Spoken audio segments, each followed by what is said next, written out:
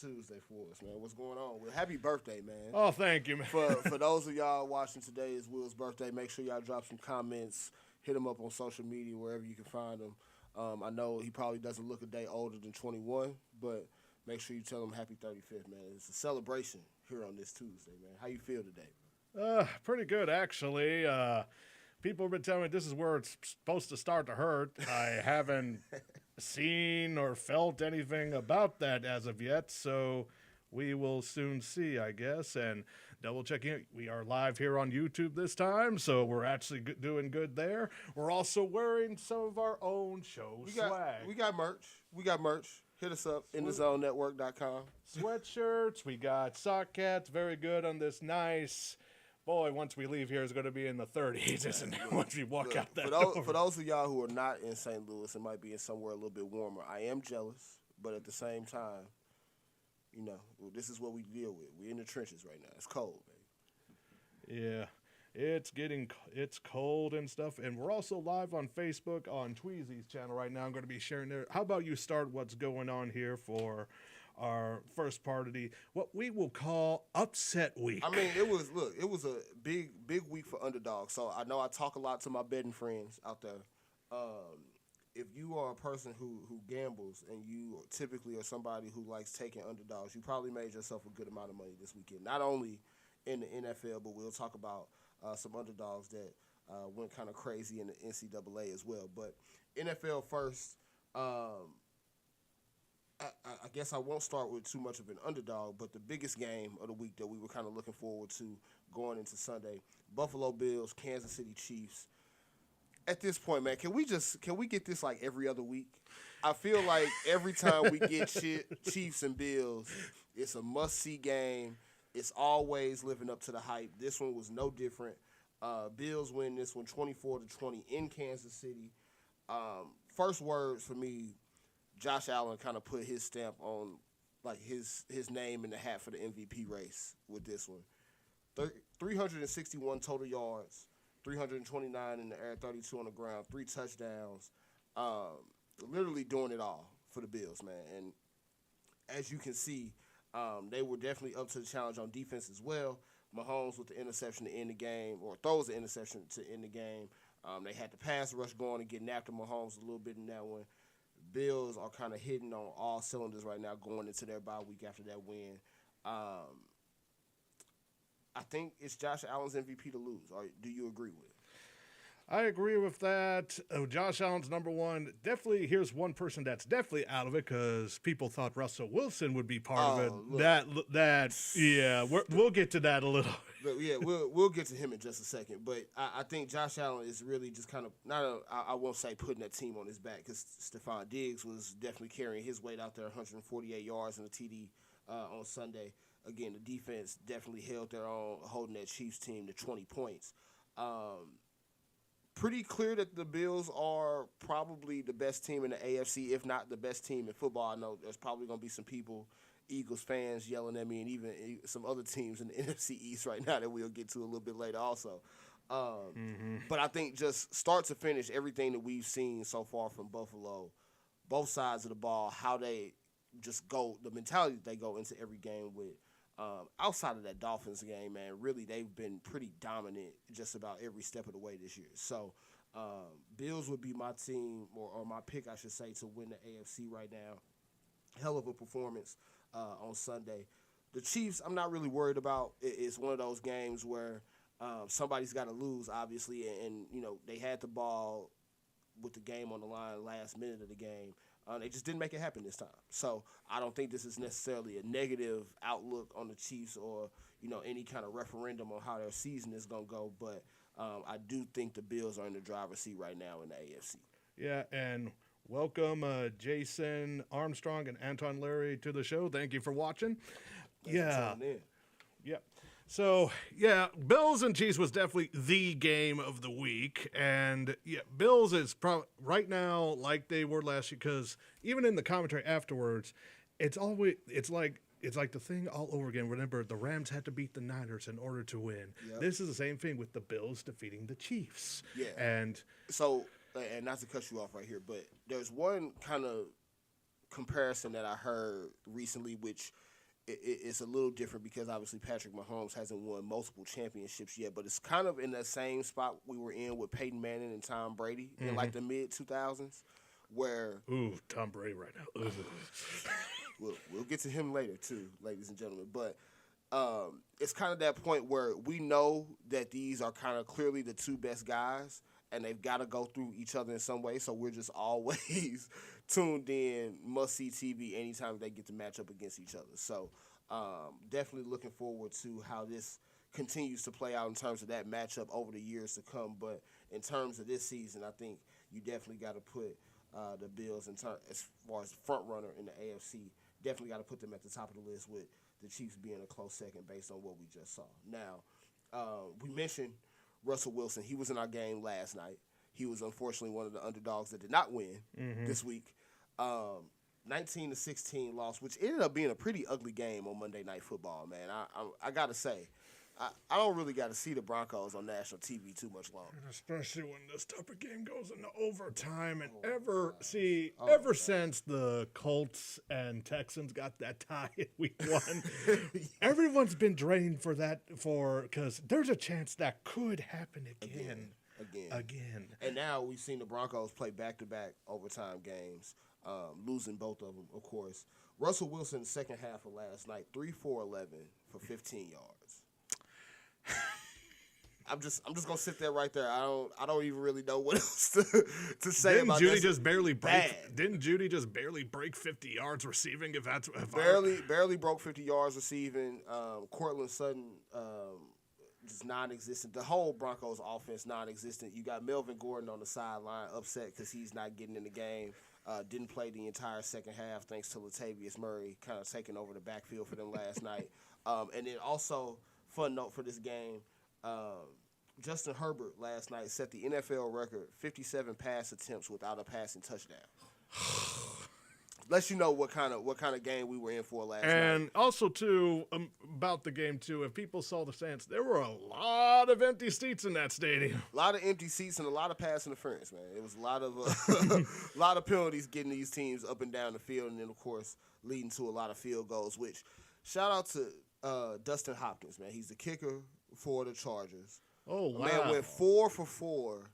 They already got rid of Justin Burlett from the New Orleans Breakers. So I guess he was let go at some point when Hopkins came back, but they might need him again because my man Hopkins injured his leg last night, but still Kickers have getting injured a lot this year. So that was going to be another point of mine. This is like the 7th field goal kicker injury that I've seen in 2 weeks. Don't understand it. Yeah, and another thing too is because for the Broncos last night they actually promoted someone off the press because that was part of the Pittsburgh Mauler. So once again, spring football works definitely for the long snapper position. Oh yeah.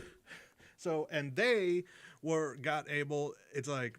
Because long snapper, people don't think how important it is. It's actually really important, especially because now, back in the day, it was the quarterback that was a holder for the field goal. Now it's just the punter. Yep. And then, of course, if you remember when the Rams were still here in the early 2010s, the punter, which I'm forgetting his name, from Oregon State, now he's somewhere else, not with the Rams. Oh, Johnny Hecker. Yeah. Because Johnny Hecker also was a former quarterback. And a lot of trick plays. A lot of throwing, somehow no one covered Danny Amendola for that one touchdown for some odd reason, but all right. Coaching, And he also ran a punt for a first down. Yeah, look, Johnny Hecker's a jack of all trades, man. He's a little bit different than most typical punters, man. So yeah. But yeah, you had the kicker. He went out there and made the game-winning field goal on a bad leg, so bad that he kind of broke down and was sitting, on the field, kneeling after the game because he was in so much pain. Probably going to miss a few weeks, but shout out to him for doing his job, getting the game-winning field goal in, even with the injury, man. That's probably the only highlight I really got to come at you with as far as that game is concerned. Again, very ugly game. The Chargers end up pulling it out. We'll see how this Broncos ride continues to go downhill. Interesting fact, though, because Chase Daniel also does the NFL Live.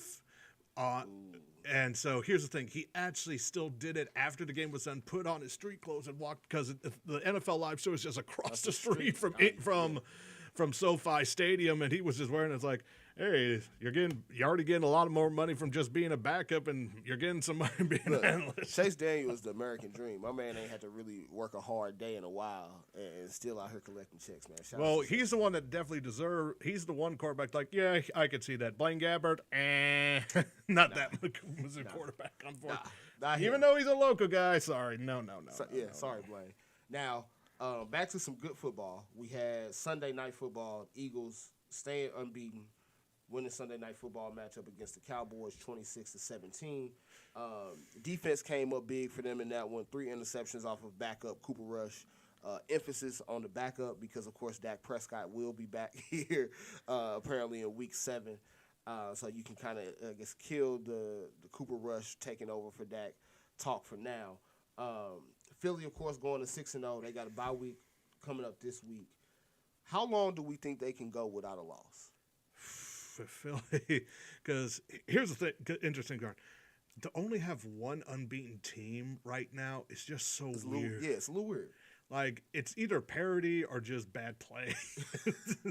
I think it's a little bit of both. So, do I see them doing, like, what the Patriots and Miami Dolphins? No, because pretty soon I just don't see it.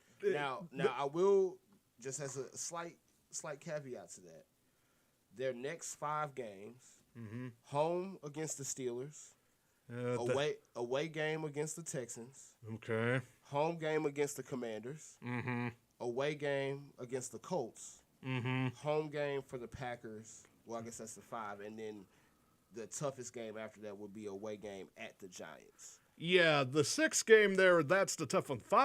The 5 that I have here on my right hand, those are 5 winnable games right now. I mean, as of right now, because we'll talk about the Commanders here, because there's going to be a quarterback change. This is also a year for quarterbacks getting injured just with their hand. Crazy, not a torn ACL, their hand. Yeah, no lower extremities at all, just hands. Which is a good thing, but still. Right, it's still not necessarily good for them having to miss time. But, yeah, I think the Eagles, they'll probably get a nice little run.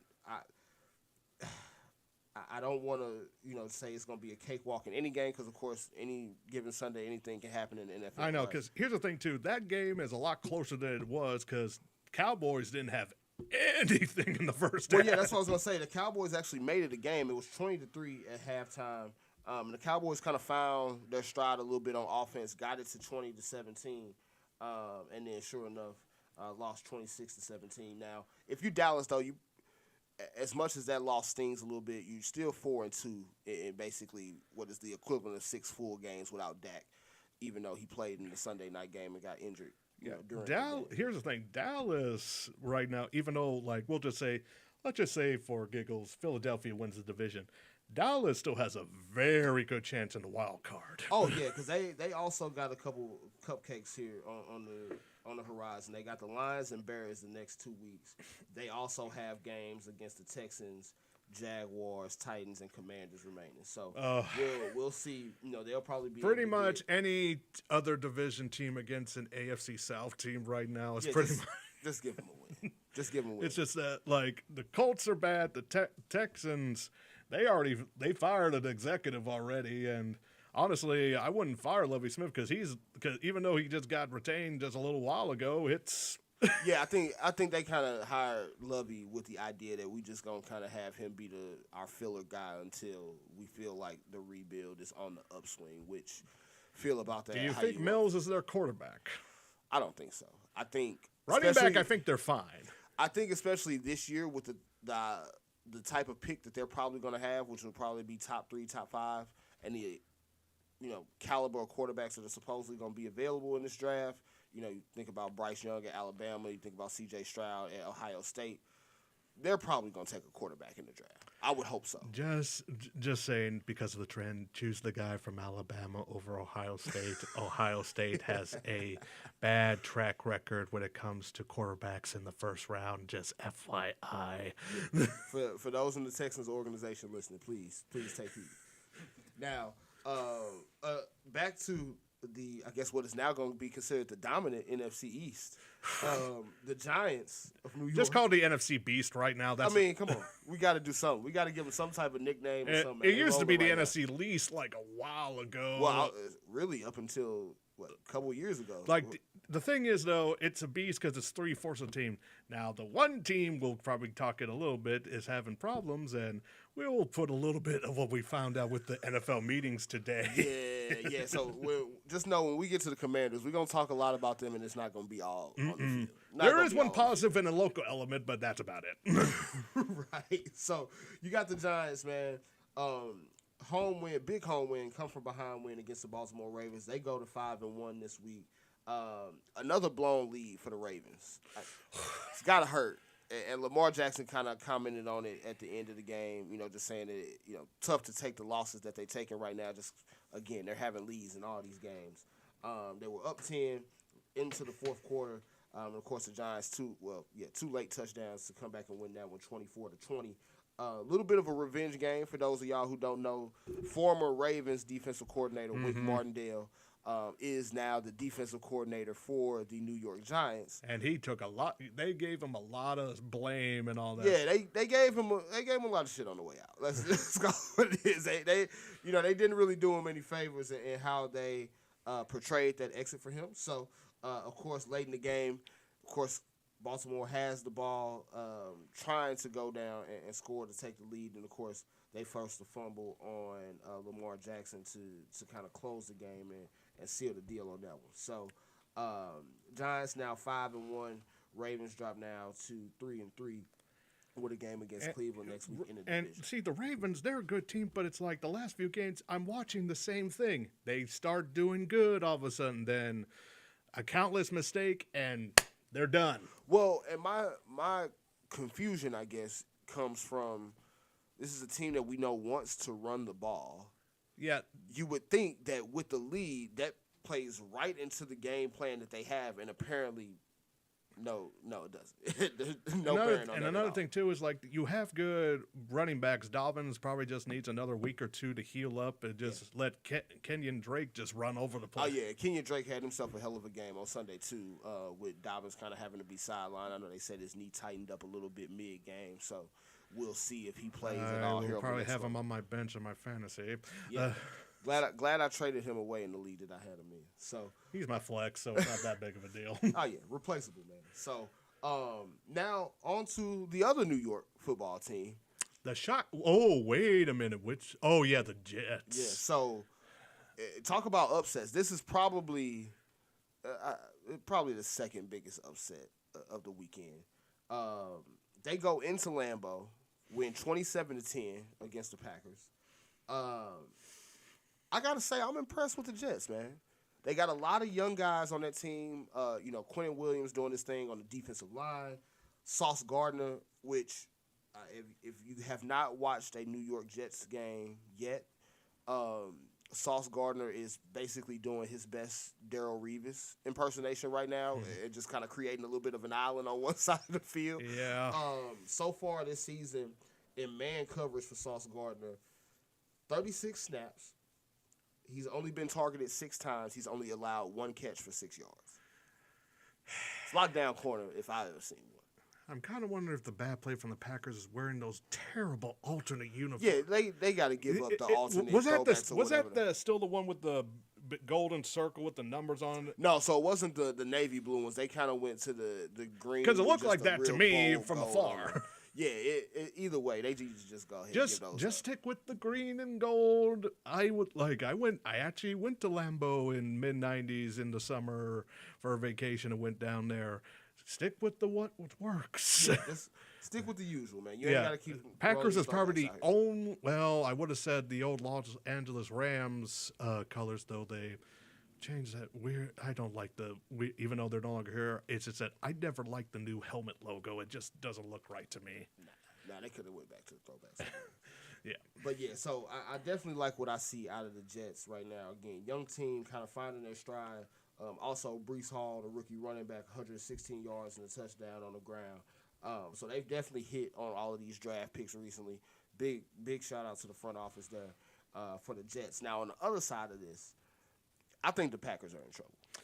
Yeah, Packers are in trouble. Like right now, I don't see them winning Actually, it's kind of hard. Who's going to win the NFC North? Well, we'll get to the Vikings a little bit later. Yeah, but Vikings they're probably. But here's the thing: like, who's number 2? Like, the Vikings is definitely 1, but there is no 1A, 1B. No, there's no competition at this point. It's like if Detroit finally gets their act together, they could, but I just don't see it right now. No, Detroit is just fine on the offensive side of the ball. I think it's defense where they're going to continue to lack a little bit throughout the rest of this season. The rookie defensive end Hutchinson from Michigan, he's doing fine. I think the secondary is the one.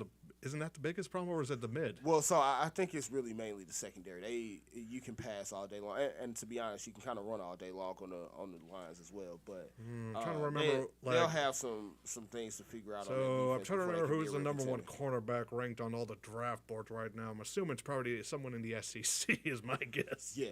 Yeah, because they definitely are going to need the secondary help. Now, as far as the Packers are concerned, I don't really know how they get this turned around.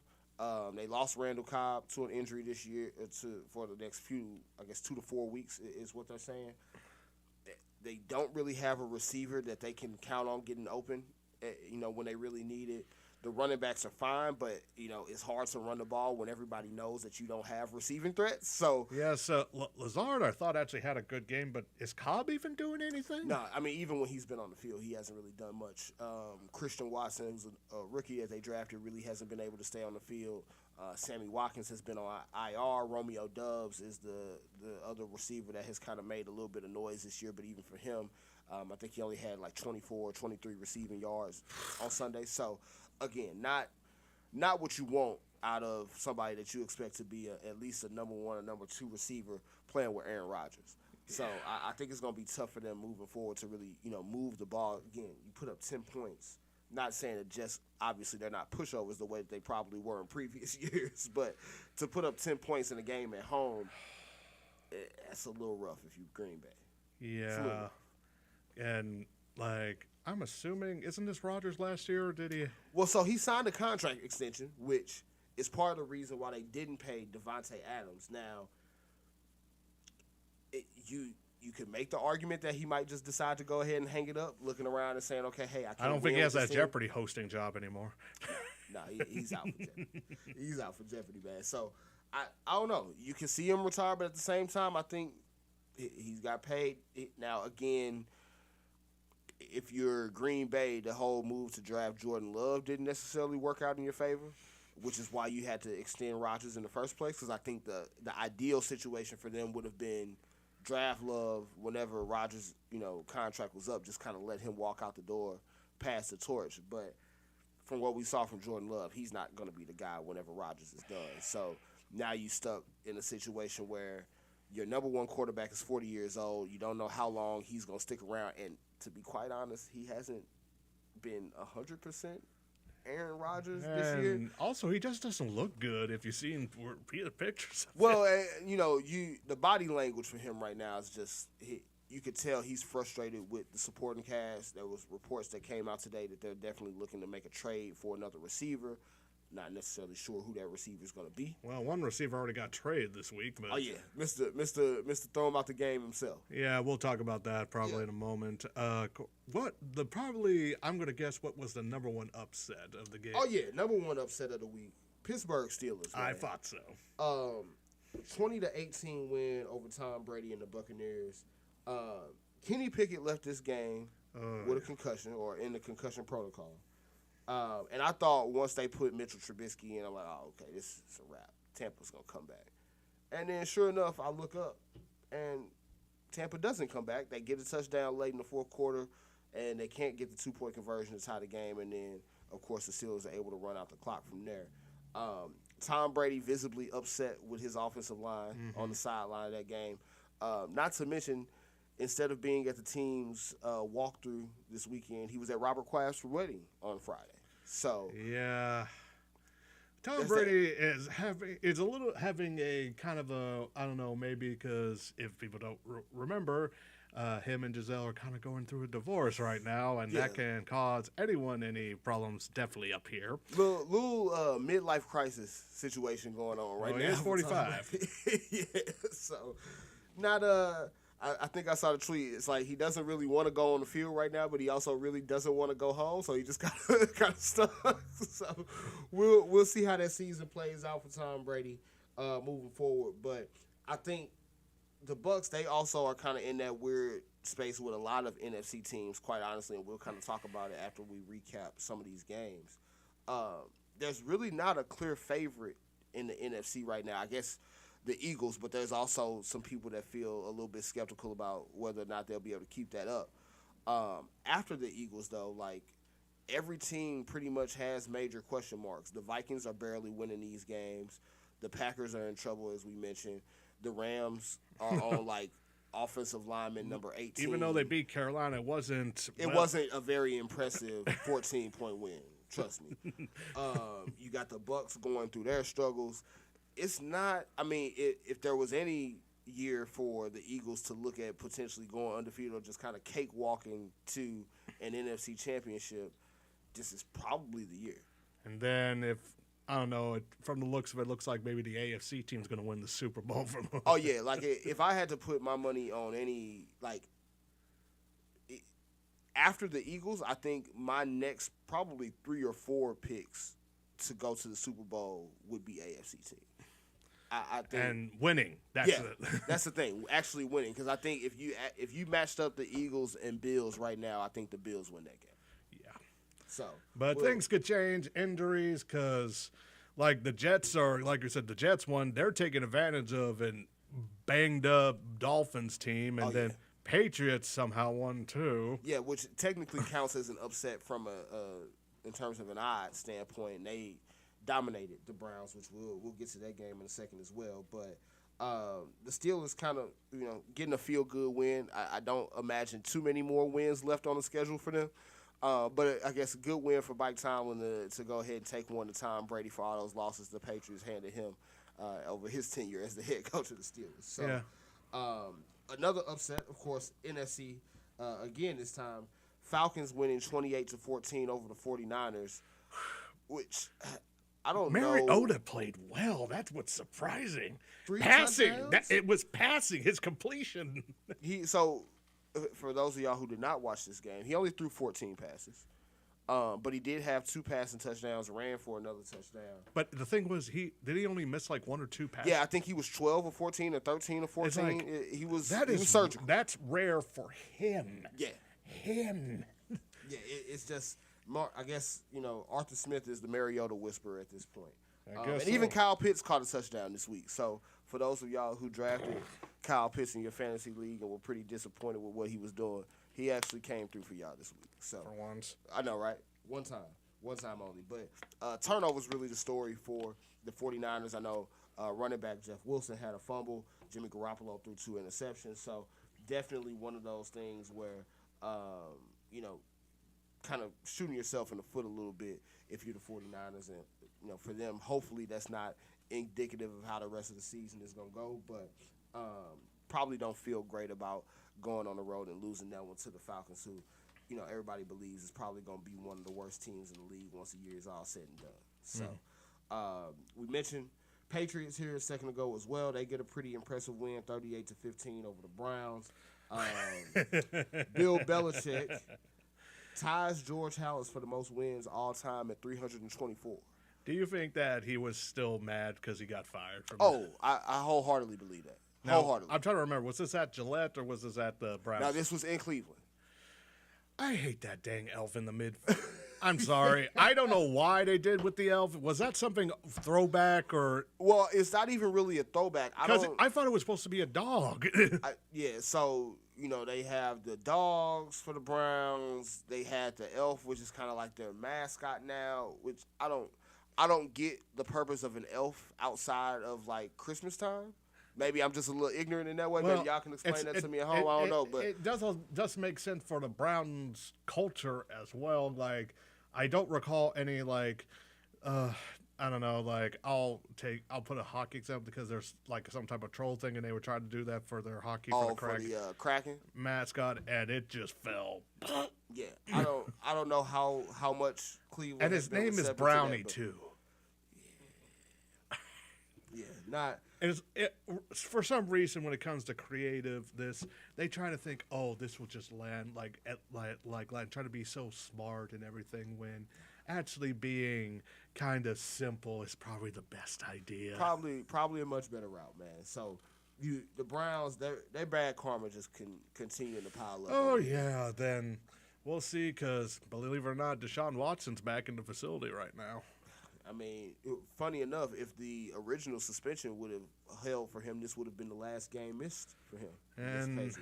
And there's those, not all of you Brown fans, but some of you, that you're deserving of what's going on with your team right now. Yeah, Cleveland can't have nice things, man. So Bill Belichick, of course, mentioned tying George Halas for most wins all time. Ironically enough, he will get to go and break that record at home next week against George Halas' Bears. Yeah. So we'll see if that one holds up. You had Colts come back in, of course, an AFC South matchup with the Jaguars. Was this the London game? No, we actually didn't have a London game. Oh, that's right. I'm thinking of a different London game with the Jaguars. You probably could have put this one in London, and nobody still would have watched it. Because technically Jaguars is the London's team, technically. But yeah, they go over there the most. Now, Matt Ryan with a little bit of a throwback game, man. 389 yards and 3 touchdowns through the air to lead a little bit of a comeback against the Jaguars. Jaguars, unfortunately, now their third straight loss after starting the season 2-1, kind of getting a little bit of momentum. Looking like the same old Jaguars now.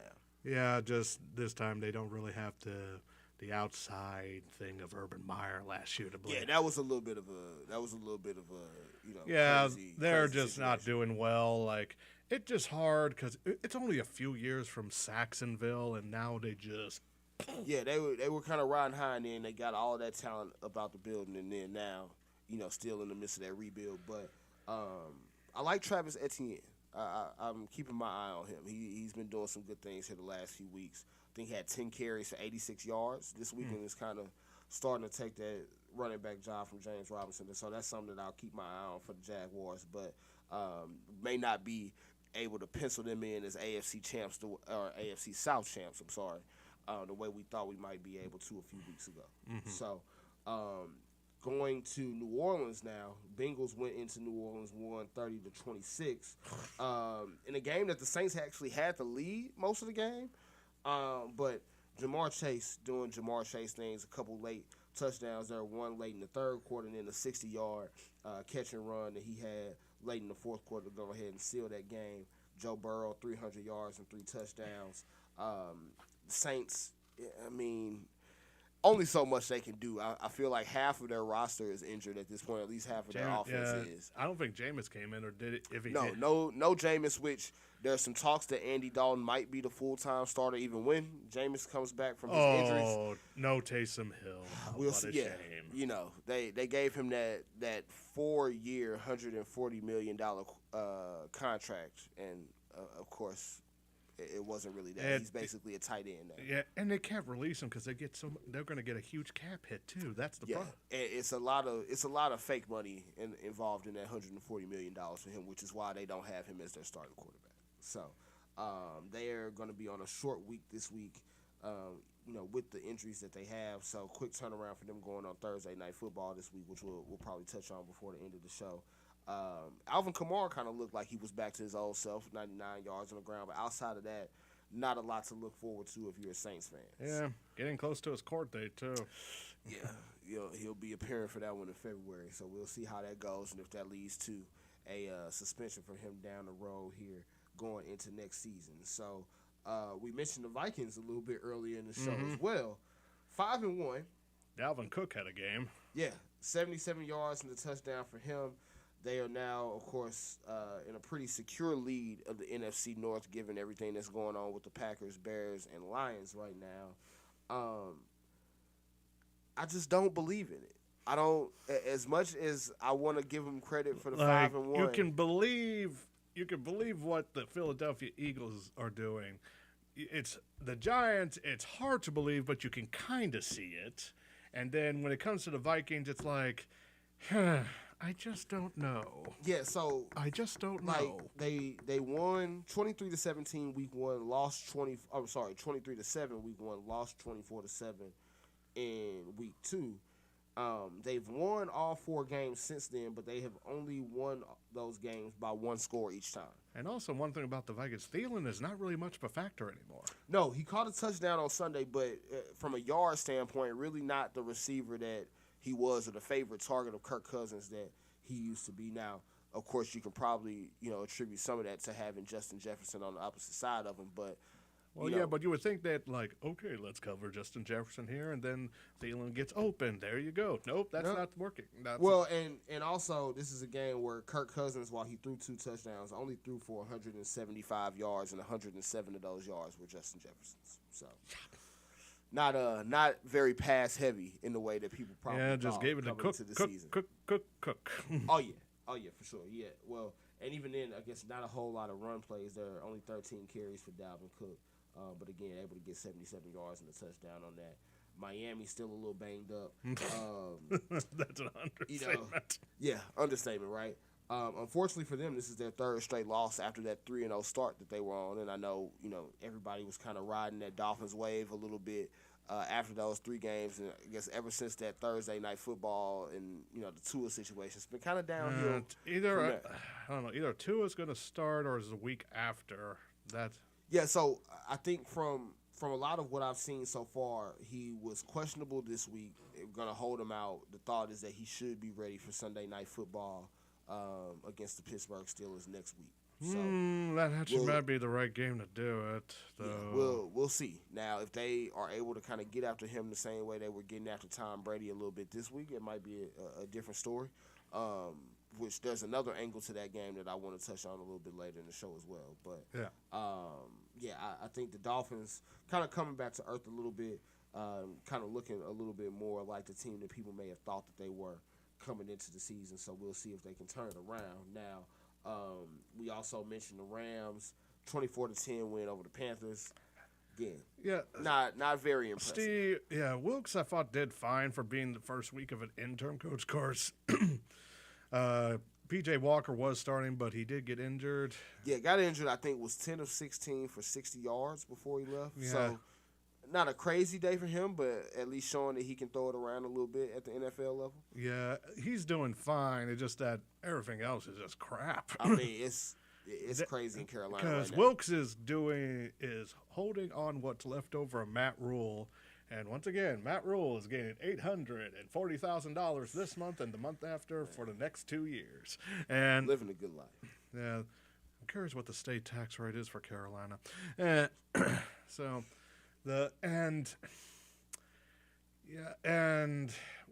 thing too is that, well, I'm forgetting the wide receiver name right now, got an argument with... our man Robbie Anderson got into a little bit of a heated exchange. I don't know if it was with Wilkes or the offensive coordinator, but essentially got thrown out of the game by his own team, got sent home. And then got traded to Arizona. Yeah. Shout out to you, Kyler Murray. You got a nice little fun receiver there. But the thing is, do they need wide receiver help or do they need like offensive line and coach help? Well, we'll get to them in just a second as well, because they've got some injury problems themselves that Robbie Anderson's going to try to help solve here in a second. But the Rams, of course, getting a much needed win after some of their struggles here. Now they did also lose Joe Noteboom, of course, another offensive lineman, to an Achilles injury, so he is going to be out the remainder of the season. They also have a little bit of a problem themselves with running back Cam Akers. He said right before the game on Sunday that he was going to be inactive as the team looks for basically a trade partner to get him a little bit of a change of scenery. So we'll see how that situation plays out for him. I'm trying to figure who would we want him right now. I mean, to be honest, from what I've seen from Cam Akers, good running back. Probably came back from his Achilles injury a little too soon, and I think that's been something that's kind of. I swear, ever since Adrian Peterson's return to injury, every other running back's trying to follow that since. Yeah, they're trying to. Come the only one ever close was Derrick Henry, and then now they're following Derrick Henry's lead, and he's doing better now. But everybody isn't superhuman. Adrian Peterson is a little bit of an alien. He came back from an ACL injury in 8 or 9 months, and that was really the first time that had been done. And then went and led the league in rushing the year after that. So, again, different type of animal. Cam Akers definitely hope that he finds a home in which he can be utilized in the way that he wants to be used, but apparently it's not going to happen with the Rams. So, We'll see how that impacts their running game because I don't really have a whole lot of confidence in their running backs right now. Darrell Henderson, they moved Ronnie Rivers up off the practice squad. Kyron Williams, who they drafted this past year, I guess is coming back off of injury. So crowded room, not really a whole lot of guys that we've seen do it at the NFL level before. So we'll see how that plays out for them. Going to I guess next week is their bye, so we won't see them on the field next week. But see how some of this shakes out going into next week. Now, and Chris Evans, thank you for the comment there. We will keep it up with the content. We appreciate it, bro. And so on to the other two NFC West teams, Seahawks and Cardinals. This game. I'm just gonna go ahead and start with this. Just fire Cliff Kingsbury now, man. Just fire him now. Just go ahead, cut time. I guess they're operating on a short week this week, going to Thursday Night Football, so probably not ideal to do it on a short week. But I'm just gonna go out on the limb and say if they do lose on Thursday to the Saints, I can imagine Cliff is not gonna be the person coaching them in Week 8. Especially against a injury-prone Saints right now. Like, if you do lose to them, it's like, okay, what do where do you go from here at this point? Like, the Cardinals. So, again, my betting friends, I joined y'all this past Sunday. I took the Seahawks first half money line, partly due because the Cardinals lose literally every first half that they have, or so far this year, they've lost first half every single game. This one was no different. Only put up a field goal in the first half. Had a couple chances to get other field goals in the half. Did not pan out for them. So they lose this one 19-9 in Seattle. Dropping to 2-4. Hollywood Brown, foot injury this week. Supposedly only going to miss 6 weeks. It was originally reported that he might have a season-ending foot injury. So, of course, since then, he's gotten a couple different opinions on that. But not looking good for Arizona. Flip side, the Seahawks, man, the defense, kind of stepped up this week.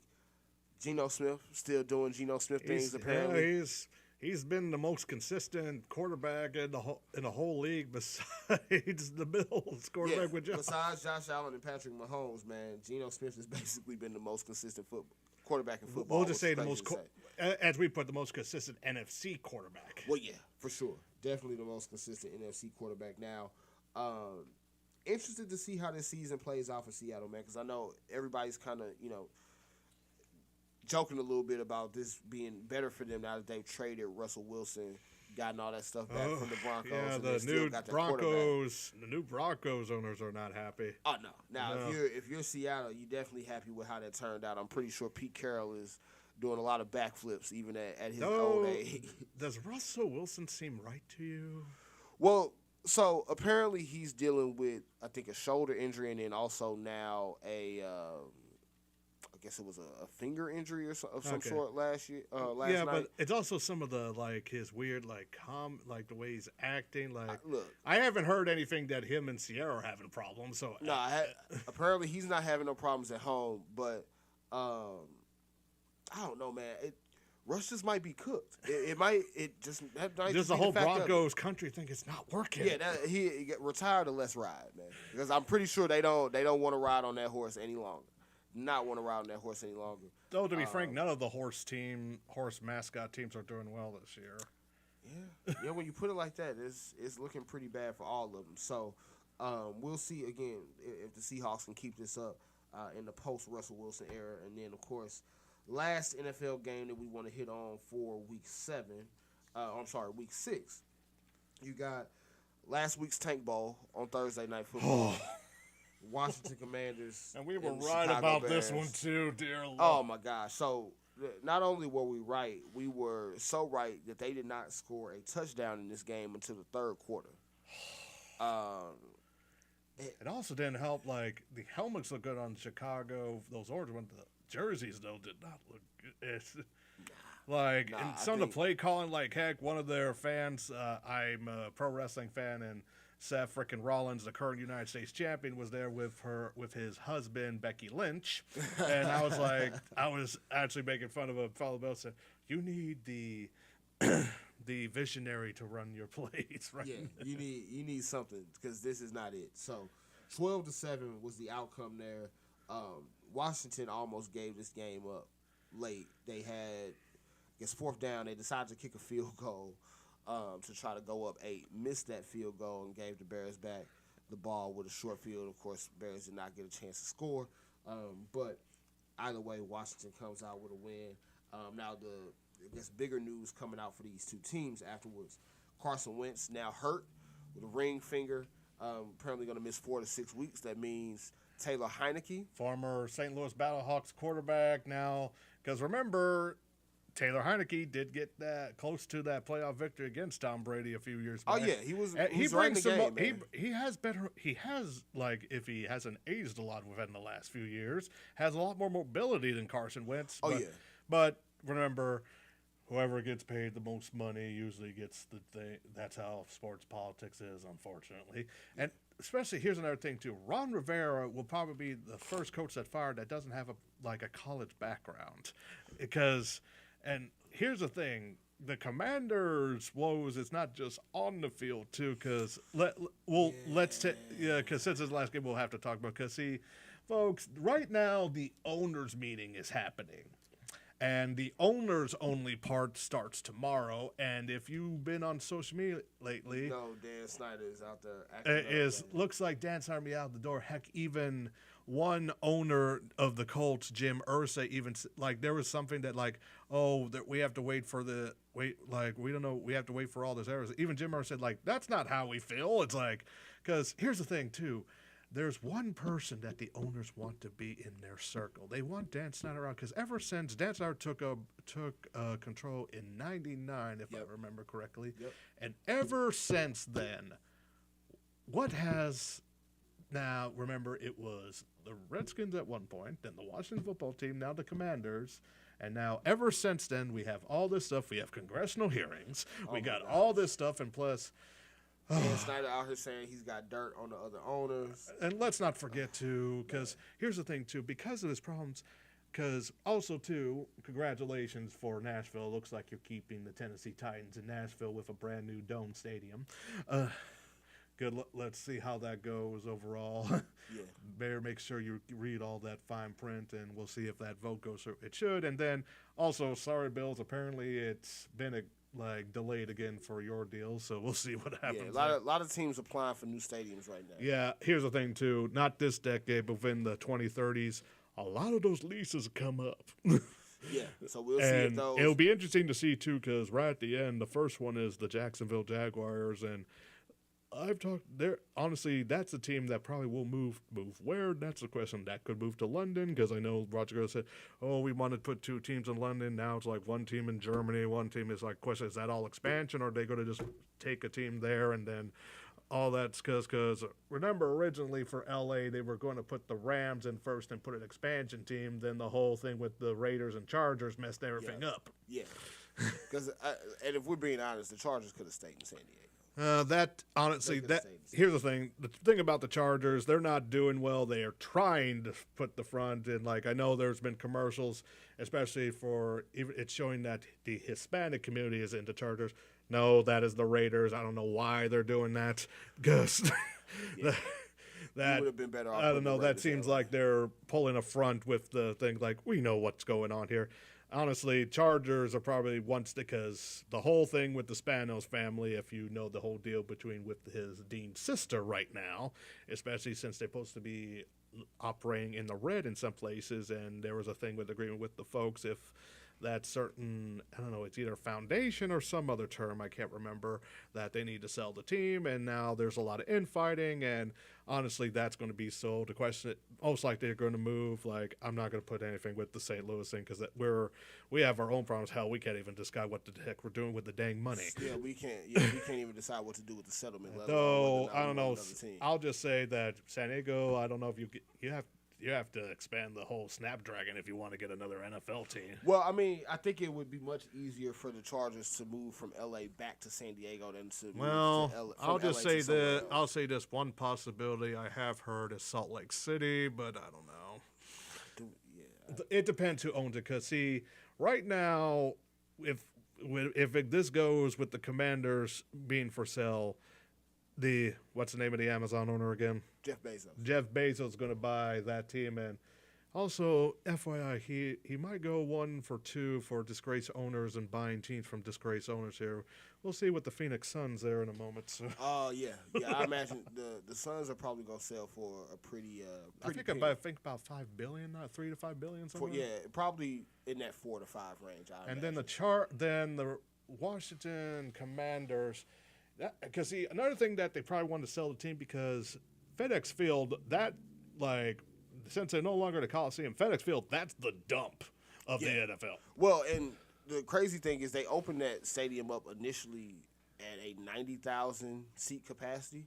That's now been shrunk down to 64,000. 90,000? What did they think they were the Michigan Wolverines? Well, so you think about it though. For them being Washington, you're in D.C., so you got FedEx Field was built before the Baltimore after the Colts left. Yeah, so you got that whole DMV area that they makes were more sense. Trying to plan for. So that makes more sense. You got that. They're not bringing in the revenue that you would think that they would bring in, especially given the type of football market that and DC then is. The thing that I was saying about because of the whole Commanders owners troubles with Snyder. They can't because they were trying to get a new stadium thing with the government, but ever since all this stuff out, they're like, nope. Now, even the FedEx founder or owner Fred Smith, he's not even going for like the sponsorship really at this point. And the thing is too is that place is falling apart. Last year, if you ever saw the video with the Eagles, Eagles fans once again being standing out by other division foes, freaking fell off the bleachers and almost hit Jalen Hurts. And they were like, whoa, it's like, we didn't want to, hey there, man, bye. It's like. It's definitely a dump down. Yeah, so it's going to be an interesting. And then another thing with the St. Louis thing, because now looks like Crockett's going to pay, out of the 700, he's going to pay about 570 or 516 to 570. Then the rest by the owners, each owner's about to pay like about $7 million. That's chunk change. Oh yeah, that's chunk change. Change out the pockets for them. So though we'll see if the Spanos or those owners, it might not be so easy. I'm not. Well, the Raiders one is a little bit confused me with the Davises because don't they own a good portion, but how many other owners are in that thing? Well, yeah. So, and also speaking of the Davises, if you've never looked at how Al Davis originally became the owner of the Raiders, please go. Yeah. Just go have yourself a nice little Google rabbit hole on that one. Yeah, it's not like with the Jerry Jones just paying basically pennies for it and then just make it rise to fame. He basically. Though it's weird how it's raised to all of that, and they haven't won the Super Bowl since I was a kid in the '90s. Yeah. it's just weird. Yeah, crazy. It's crazy like that was where. So Saturday cartoons was enjoyable. Right. There's no Saturday cartoons no longer existent unless you do streaming. That's hey, I know I turned 35 today, but I'm speaking facts here. Hey, look, you ain't missed yet, man. I can be the one to tell you. Yeah. You ain't missed yet. Yeah. So for the Commanders, I want to hit this before we move on to college. Now, apparently, there was a statement today. Jim Irsay, owner of the Indianapolis Colts, said that there is merit to removing Dan Snyder and that the 24 potential votes needed to vote him out may exist. I think it does exist. Now, apparently, of course, we saw last week Dan Snyder apparently has dirt and is ready to blow this whole thing up as far as the other owners go. He also wrote a letter to the other owners, I guess saying that the allegations against him and the Washington organization are false. I won't read this entire thing, but basically saying that, while they're fierce competitors on the field, They are a part of this organization because they love football, their teams, and their fans. Having the privilege to own a franchise in America's sport is something I know none of us take for granted. Falsehoods and lies being spread about any of our organizations hurts our league, our players, and our fans, and we simply cannot let them go unchallenged. Now, you can go and read the reports of some of the allegations against Washington. I don't know that. Don't know. There's that a all lot of podcasts that are especially on that subject. Yeah, I don't know that all those things could be a lie. So take Dan's words for a grain of salt there. But I personally don't think that they're going to vote him out. I think it's going to take one of those situations for him to just kind of see the writing on the wall and kind of decide. Just take the money and go, Dan. I mean, so now, again, I'm not saying that I stand for, I'm not trying to be an apologist for Dan Snyder. What I can say, though, is if you are somebody like him where he doesn't, it's not like he owns another company and is like a billionaire just so happened to buy the Redskins, the Commanders. He bought that team because he was a fan of that team. Mm-hmm. If you go from being owner of the Washington Commanders to being ex-owner of the Washington Commanders, yes, you're going to have a lot of money, but life is not going to be the same for you. Yeah, because I know he could invest in some stuff, but who would want to take his money? Who would want to take his money? And, who wants to deal with a disgraced owner of any team in any league at this point, right? So, we'll see how that goes for him, but not looking good for the Commanders moving forward. So, we'll go ahead and transition into college football now. Let me do one little thing here. NFL for later in the show. Yeah. So let's put up the top 10 rankings here. Oh, that is just weird. Okay. All right. Get out of here with the. All right. So, yeah. So right now, this is the AP, and here's the coaches poll, which is usually the one that we follow with the BCS rankings. It used to be the old BCS, basically, or how that goes. So we go with just Associated Press. Pretty much is the same thing, but it's pretty much as a little topsy-turvy on the 8 and 9 here. Yep. So, all right. So one thing, because Mizzou is coming off from a bye, and they needed it. It doesn't look like Lufa Burden will be healthy, still suffering from that high ankle sprain, and they are going to be facing pretty much the worst team in the SEC the last decade, and unfortunately, the only rose into the sunshine went to Penn State. So, and ever since then, the Commodores have not. Yeah, strange. Vanderbilt. If people don't know, this is named after Commodore Vanderbilt, the train baron back in the 1800s. So. And this is a game they need to win. Also, another thing too, I need to mention, there in the St. Louis Sports Mirror, there was a guy that said that he hoped that Mizzou loses. Now, look, I know that I've only done this thing for a few years, covering the XFL and all this with type of sports media, but you never you're just hoping if they lose, okay, but hoping, that's a bit of a different stretch. Hoping and wishing for downfall is real haterish. Haterish, and it just screams that you want attention. Then we'll put a pin in that and throw behind my back. So, so Mizzou just needs to keep going here and beat Vandy, bounce back, and then keep going there. That's the only thing about Mizzou. Let's see here. I need to look where that game against Vanderbilt. It's at Mizzou this Saturday at 3 o'clock on another game on the SEC Network. Yeah. Shout out to the SEC Network and ESPN. Man. Yeah, I feel like so we're giving y'all some... before we go with the other cards, let's look at the top 10 here. Say there has been some changes here. Oh, yeah. Big weekend for some changes. So, of course, biggest one, Tennessee moving up from 6 to 3, actually flip-flopping spots with Alabama after that big win on Saturday, 52 to 49. Oh, yeah.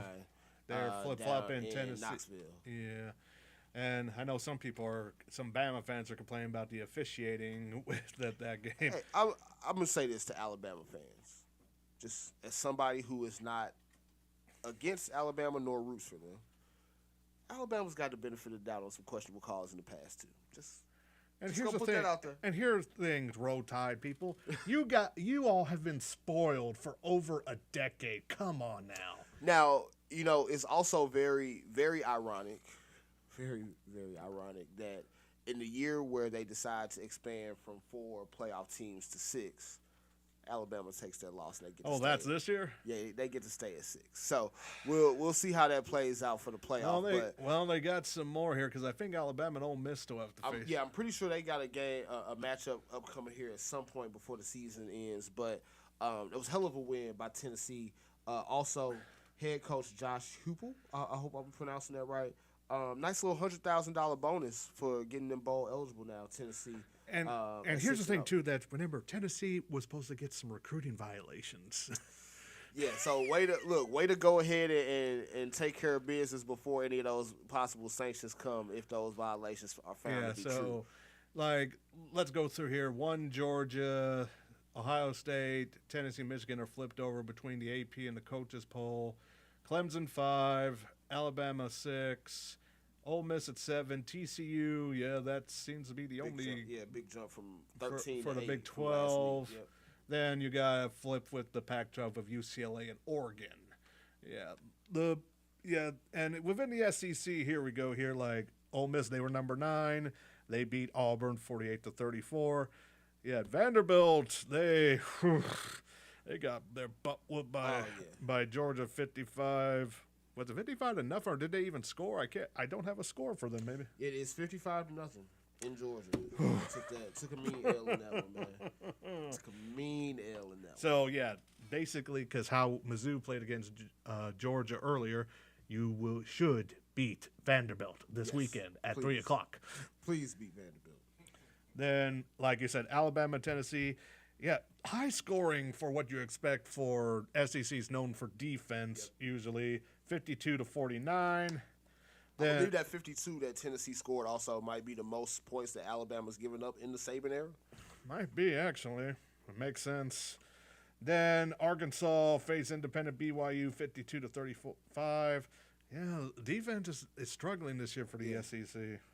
Then you got the old-fashioned rivalry between LSU and Florida. Another high-scoring game, 45-35. Florida lost this game, but I believe quarterback for Florida, Anthony Richardson, had a hell of a run. In that game, that was real highlight worthy. So want to make sure we shout that out, even though they took the L now. And finally Kentucky got back in the forefront now. 27 beat number 22, beat number 16 Mississippi State, 27-22. Boy.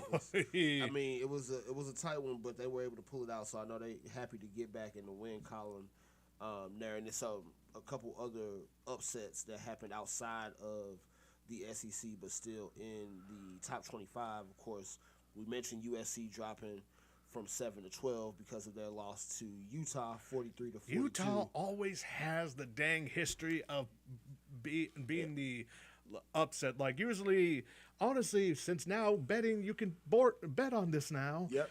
If there seems like a chance Utah is facing a very huge margin, or like it doesn't seem like they're going to win, you might want to bet on them. At least take the points, because at this point they always find a way to keep it close and hang in these big games. And another thing too is Illinois keeps going. They were 24. I think they're up to 18. Yeah, let's double check. 18 on the AP and 20 in the coaches. 20th in the coaches. Oh, wow. Tulane. We got a Conference USA team popping up on there. All right, it's been a while with that. That has been happening. Hey, shout out to Tulane, man. Yeah, let's double check here. Kansas State. Yeah, they're there. Cincinnati, are they in the Big 12 or is that next year? No, I think they moved next year. I think they're still in the American. Wake Forest. Yeah, since their quarterbacks finally come back. Which is crazy to me to see Wake Forest ranked this high in anything. The Demon Deacons are not known to be ranked in the top 25 ever. Nah, honestly, same thing. And that was the only reason I chose that team on NCAA football video game. Because okay, what's a program to play in the ACC that's not that good? Wake Forest. Okay. Right. Also, we showed a little bit of love earlier to TCU moving up in the ranks. They beat Oklahoma State 43-40. And then Oklahoma beat Kansas 52-42. So a lot of high scoring upsets here. One thing too is Kansas was 5-0. Now they lost 2. Yeah, but they have a bit. They'll be bowl eligible. Yeah, they'll definitely get another win. So to be clear, is there a point to these bowl games anymore? I mean, for the schools themselves, there's a nice little paycheck that typically comes with those bowl games. Because I have to find it. I do have a copy of the Def to the BCS just to explain how mostly it's not the schools getting the money, it's mostly just the sponsorships and all that stuff is getting all the dang money. Well, yeah, as I know, again, the NCAA, which there's no money to pay players, as they say. There's a lot of that money that gets directed their way first. So yeah, we'll see how that goes, man. Yeah, and it's still weird to see Tulane there. But good for them. So we'll see how because that's right. Conference USA is supposed to get a new member starting next year. I can't remember the name though. That's shame on me. I'm looking ahead here. There's a couple big matchups here between ranked teams and top 25. Yeah, week. I do have the SEC scheduled next week here. Besides Vanderbilt versus Mizzou, you got Tennessee is going to have a cakewalk with UNC Tennessee Martin. Oh yeah, this one. Here's the thing too with the betting line. They have this as even, and that is the number 7 Ole Miss against LSU even. Well, so I actually, I just pulled this up here on the ESPN app. Apparently, LSU is the favorite by 1.5. Which I'm not gonna lie, if I get plus money on Ole Miss, I might have to go ahead and make that drive across that bridge to our friends in Illinois. What do the people in Vegas know? Seriously, look, they may know it was something even that we don't. Yesterday. Now it's like LSU's favored by a point. They may know something that we don't, but I think I would take Ole Miss. And then you got. I don't know. This seems a little bit too much of a point spread for this game. 24 Mississippi State against number 6 Alabama. Alabama 21-point favorite. Yeah. I think what you're factoring in there is Alabama's going to be at home. They're coming off of a loss, which typically, from what I've seen in Nick Saban's era, they are not a team that loses back-to-back games. Mm-hmm. So Vegas is probably pricing that one as such, but. 21 points is not a spread that I would bet on, but I could understand why Alabama would be favored by that much going, considering the circumstances. And this one's, I can see this because it's going to probably be a close one. These are the two unranked SEC schools, Texas A&M against South Carolina. They have A&M as a 3-point favorite. They got them favored on the road. I don't know about that one. I haven't seen much from Texas A&M that would make me feel confident. They were ranked, but then they just kept falling down, down. Yeah, man. I don't really know anything. I haven't seen anything out of them so far that would make me feel good about them being favored over anybody. So we'll see how that plays out. And the thing about, as we did the rankings here, because one of the top games is actually a top 10 ranked game here. Let me get the mouse. There we go. Is actually against UCLA and Oregon here. Big Pac-12 battle, I guess, before UCLA decides to leave. Yeah.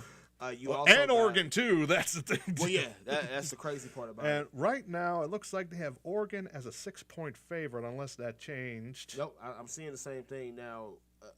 I haven't seen much UCLA this year, so I'll hold a little bit of opinion on that one now. And in case if there's an upset here, because this could change stuff, definitely for the top 6, is that number 5 Clemson against. That's the game also gets It's been a while. Number 14 Syracuse, mostly known as a basketball school, and also playing the exact same arena too. Yeah, Carrier Dome, baby.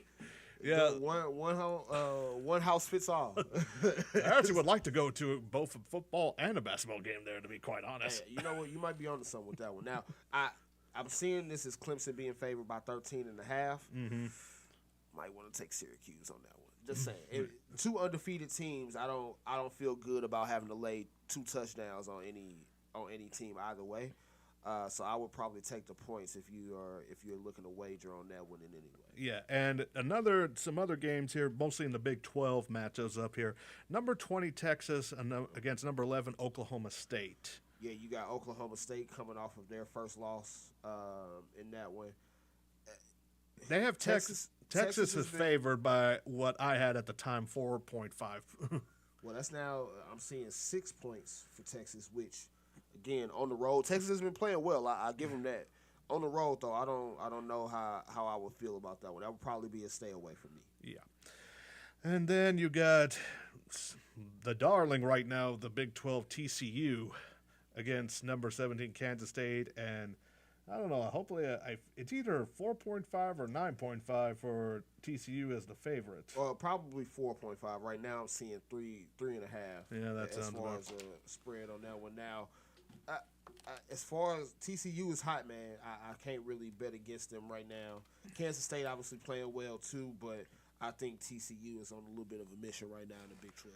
Yeah, and going a little bit more local in college, go with now there's actually a D1 school, Florida, St. Louis area. That would be the Lindenwood Lions. Yep. They actually went to Eastern Illinois. You know that team very well. I know that very well. Yep, good old rival. And they beat them in overtime, 37-34. Look at that. And for their first Ohio Valley Conference victory. Hey, shout out to the Lindenwood, man. Yeah, so... Yeah, like the Ohio Valley Conference is actually a pretty decent conference, if I remember correctly. Always competitive, really in all sports, not just football, but football for sure. And the thing, too, is honorable mention of apparently with the FCS is their quarterback, Cade here, 28, 42, 302 yards and 3 touchdowns and 1 rushing as well. Okay, hell of a game. Yeah, so then let's see, Lindenwood next. You probably know what's going to happen, especially when I say this team that they're probably going to face. Lindenwood, they're going to be home on this Saturday at 1 o'clock facing Murray State. Sounds like a win for Lindenwood. Sorry, Murray State. Yeah. SEMO had a bye this last weekend for the Redhawks, Josh's Redhawks. Yeah. Home team, baby. Then it looks like they're on the road for the way I have it. It could be a home game against Northwestern State at 1 o'clock. Yep, road game.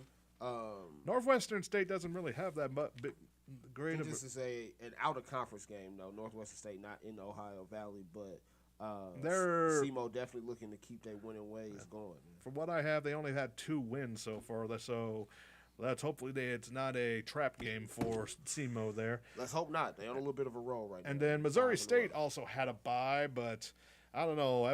They were ranked, and then once they got their butts kicked by the Dakotas. Right, back-to-back losses up there to North and South Dakota. So and then now they're facing Kurt Warner's alma mater, Northern Iowa. Yeah, that's at 2 o'clock on ESPN Plus. That's all we have for college for locally. Yeah. So it'll be interesting here because now for it's going to be interesting what comes after here because when do the playoff rankings come again? I know it's soon. Oh, another thing, too, that reminds me for the NFL and mixed with college, because Mizzou usually has there's some college games on Black Friday, the day after Thanksgiving. Yep. And usually there's about 3 NFL games on the Thanksgiving day, 1 on Fox, 1 on CBS, and 1 on NBC, though we'll see if one of them is actually on Amazon this year. But starting next year, there will be a Friday night game on Amazon exclusively starting next year. Yeah. What do you think about that? Hopefully it's better than these Thursday nights we've been getting, man. Because if it's anything like that, we could just go ahead and plan you whatever hour you want to have for that Friday. By then, high school football's over. Yeah. You're getting the tail end of the college conference. You're getting to the college conference week and starting of the bowls. But let's be clear, most of the earlier bowls are just pretty much garbage. Yeah, it's a lot of smaller conference teams playing against each other for the most part. A lot of guys trying to put some good tape out there for, purposes of going to the draft, things like that. So it's really for more the diehard college football fans rather than some casual folks. Yeah. But your favorite topic of the show, alternative football, spring football as we call it. XFL and USFL. Looks like we got some USFL signings to discuss. Yeah, we do, actually. I'm trying to make sure I got all of them that's current and not because sometimes my got to make sure I got all of them here because we got a few, but we also got a few partnerships here. All right, looks like I got where I want to here. So we'll start with the XFL because everyone's still waiting to officially have all the names, the jerseys, all this stuff, because we're less than a month from the XFL draft on November 16th and 17th, Wednesday and Thursday. It's a 2-day event.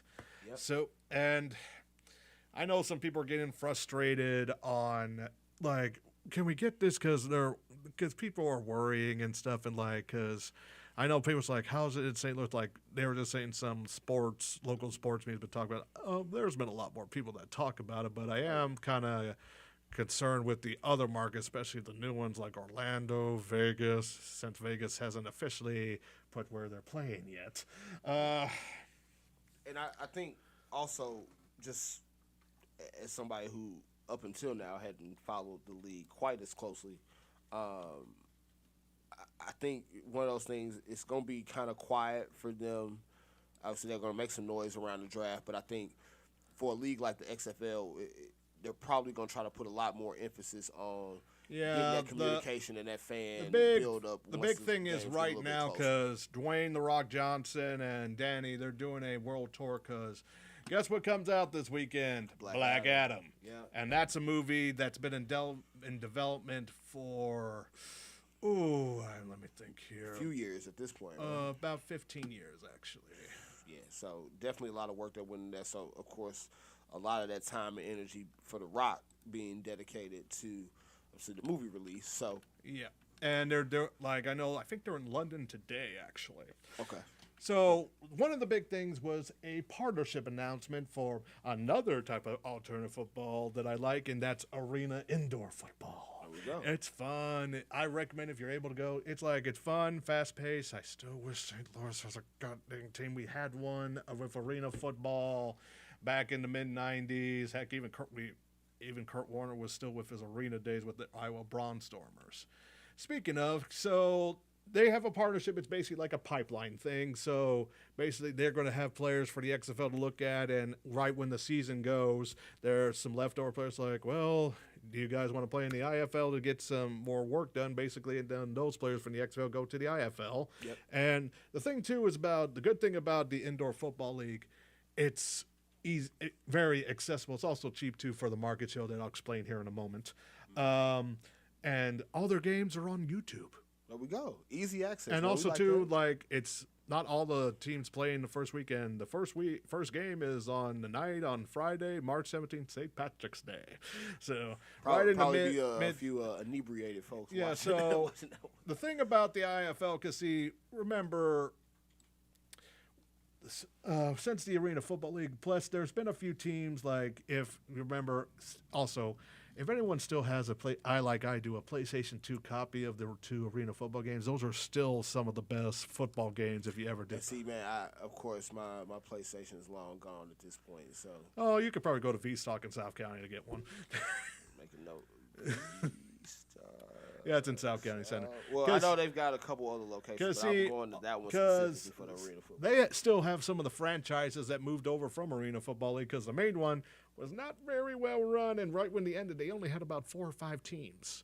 Yeah. And remember, one of the teams was the Philadelphia Soul for a while, that was owned by Bon Jovi, the singer. So here we go here. So here's the map here as of right now. Like, you got Massachusetts, all of them by themselves on the East Coast. Well, I guess. And then probably not. Then it just starts at the Midwest here. So here we go. Because here's the thing: they actually this is an old AF Arena Football League franchise, the Arizona Rattlers, the Bay Area Panthers. Interesting story. This is a team owned by Oakland Raiders and Seattle Seahawks running back Marshawn Lynch. Yeah. This was actually supposed to be the Oakland Panthers, kind of going with the Black Panthers and stuff. Could never get a thing done with the venue. Another team again moved to part of the San Francisco from Oakland. Don't you hate that? And then here we go. Then you got the Duke City Gladiators. That's in New Mexico. Frisco Friars, Frisco, Texas. Yep. Love football in Texas. Green Bay Blizzard, carryover from AFL2. There we go. Iowa Bronstormers, same team that Kurt Warner played for. Look at that. Massachusetts Pirates, kind of new, but they've actually been pretty good. Second of the 3 teams in Arizona, Northern Arizona Wranglers. Like, it sounds like there was something Wranglers back in the ODFL. I don't know if it's the same one, though, to be quite frank. 3 teams in the state of Arizona? That's cool. Yeah, Illinois, Quad City, Steamwheelers. If St. Louis had a team, that probably would be close, because with the Steamboat history. And here we go, San Diego Strike Force. I like those helmets too. Yeah. Sail Falls Storm, that's, South Dakota. Yeah, you got to get the Dakotas, especially for arena ball. Yeah. Then you got the Tuscan Sugar Skulls. That's Tucson, Arizona. Yeah, that's the third one. Then you got Tulsa, Oklahoma Oilers football, and one of the newest ones, also owned by the same people from the Vegas Golden Knights, the Vegas Nighthawks.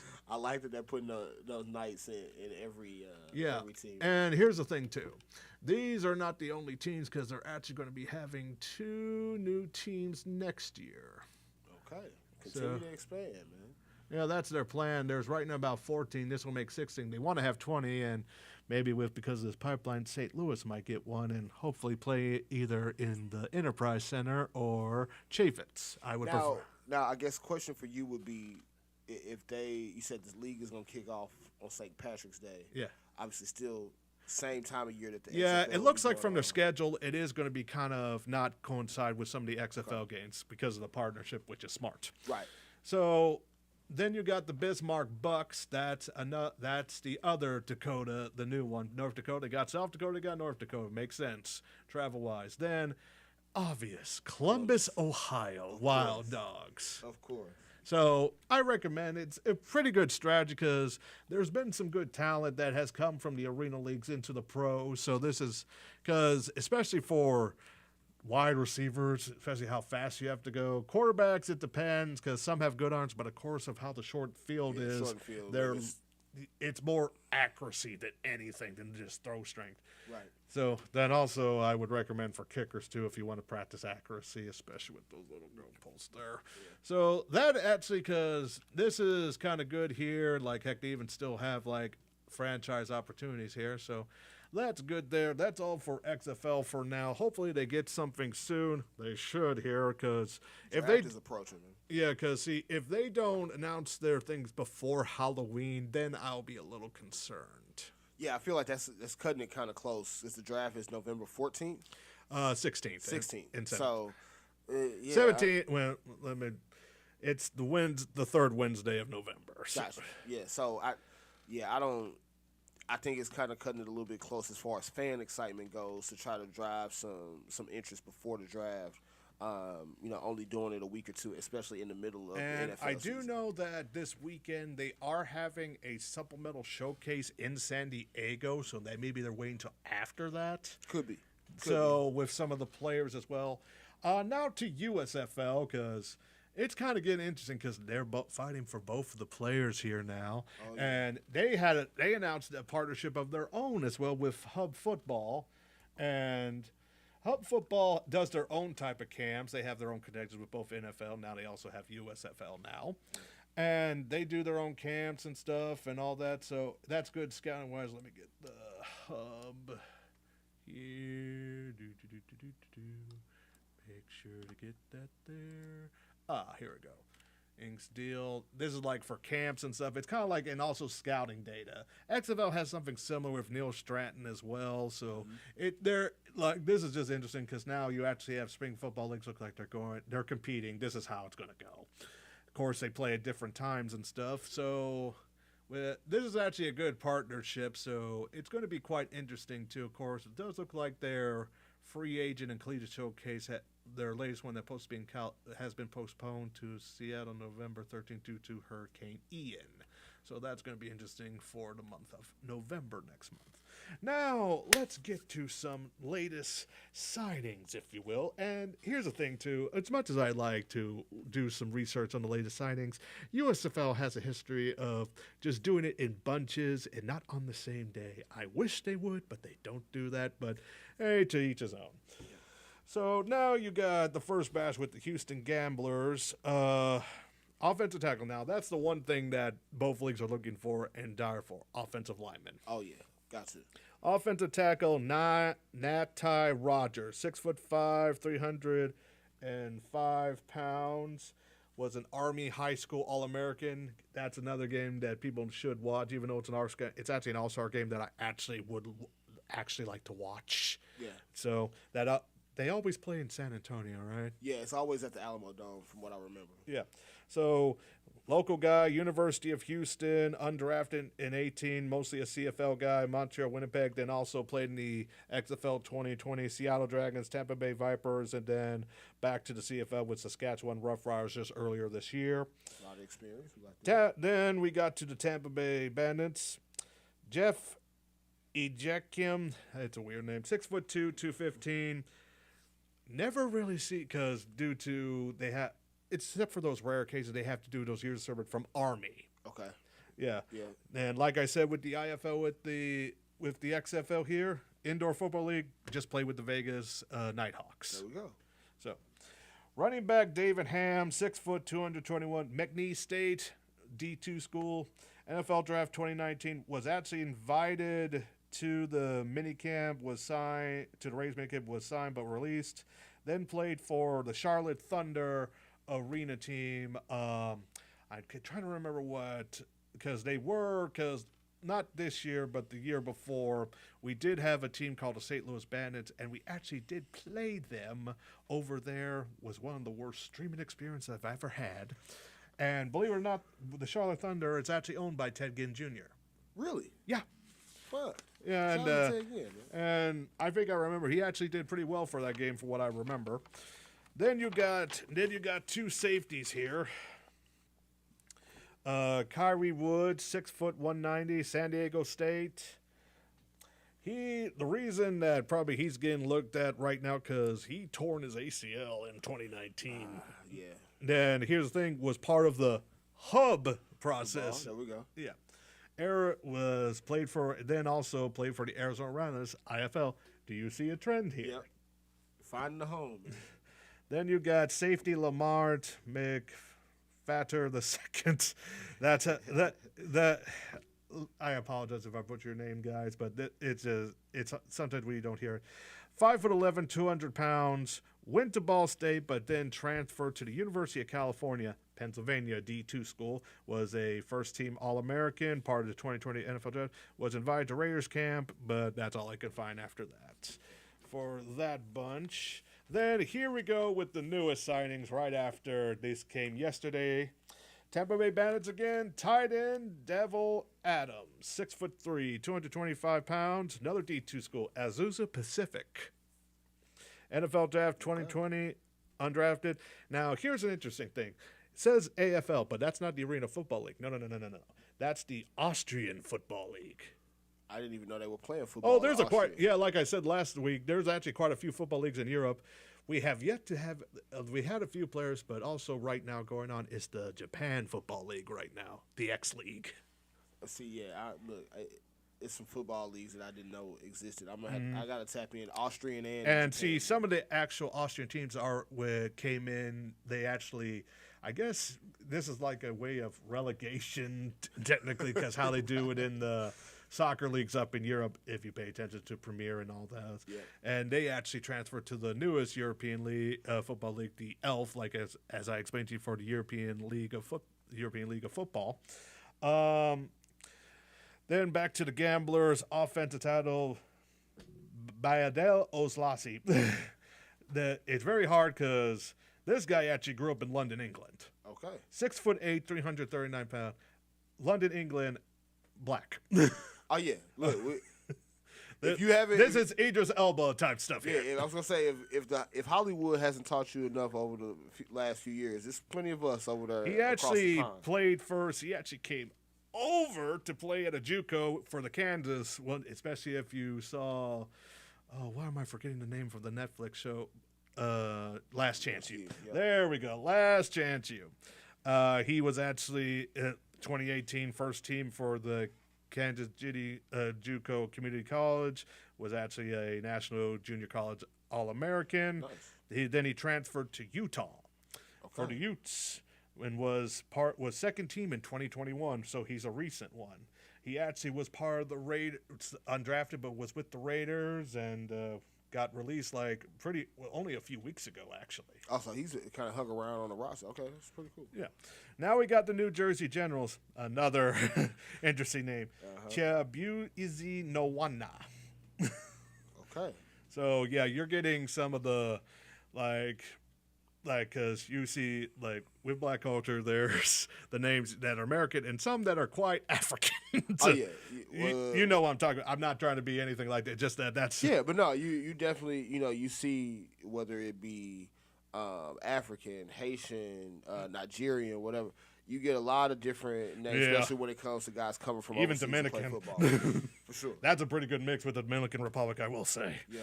And he's about 6'7", 338. A lot of big guys. See, like, even I remember, like, if you guys didn't see the last show, I mentioned that I was getting recruited by a D3 school called Westminster in Fulton, Missouri, and they actually had some people coming from Europe and all that stuff there. I think he was actually from Germany. It was either German or Austria, if I remember correctly. Well, and the thing I'm just kind of thinking about, too, there's a lot of big guys that play on both sides of the line that don't obviously get NFL chances that still want to play football. So a lot of opportunity for those guys in these alternative football leagues. Yeah, to make a name for themselves. he actually transferred to Arkansas, then transferred to the University of Charlotte, which is one of the new teams for, it's either USA or Sunbelt. I can't remember.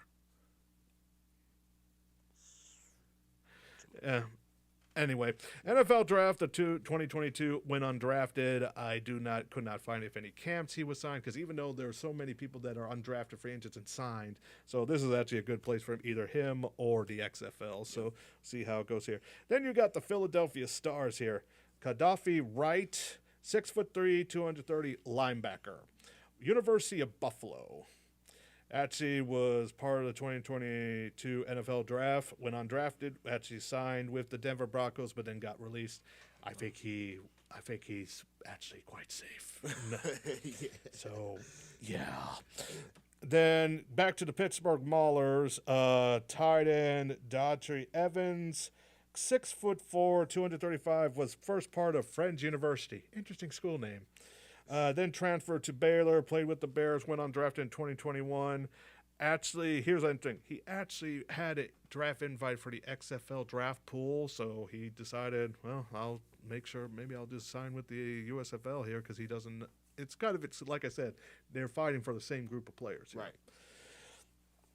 Then we're back to the Gamblers, like I said, because seriously, they – announced 4 signings like a few hours before I came here. So, but it's interesting though. Safety Stephon Calborn, 6'1", 168, Western Michigan. NFL Draft 2020, went undrafted, mostly with the CFL with the Edmonton Elks. Okay. Then you got the New Orleans Breakers, still do not have a current head coach. Still free balling. Yeah, wide receiver Eli Stove, former Auburn wide receiver, so people might remember him, 6'1", 178. When undrafted, the thing is, he signed with the Chargers, but here's the thing. He's mostly what I would call, he has a lot of talent, but he's kind of more like Denario Alexander. Oh, I know what you mean. Because he actually torn his ACL in college. And then while with the Chargers, he tore his ACL again. That stings. Yeah. That stings. And then some other USFL news. They actually, because we got directors of player personnel for the XFL, the USFL. It's pretty much the same thing. General managers for the USFL with their teams. Yep. And they just signed 2 new general managers. First for Lonnie Young for the Pittsburgh Maulers, played 12 NFL seasons. Actually was part of the old USFL Generals, and strangely also was drafted by the then St. Louis Big Red back in the 80s, mid-80s. So then after his playing career, he was a scout for the Jets, the Cardinals, and was also part of the Ravens organization and got a Super Bowl ring for that for 2013. Now, David Rosano for the Tampa Bay Bandits, longtime scout. Yep. Like, first was a scout in 88, 92, got 2 rings with the Niners organizations from that. Then he actually got a ring. Here was part of the LA Rams 92, but then moved over here to St. Louis, got the ring for back in 99, and was there to 2006.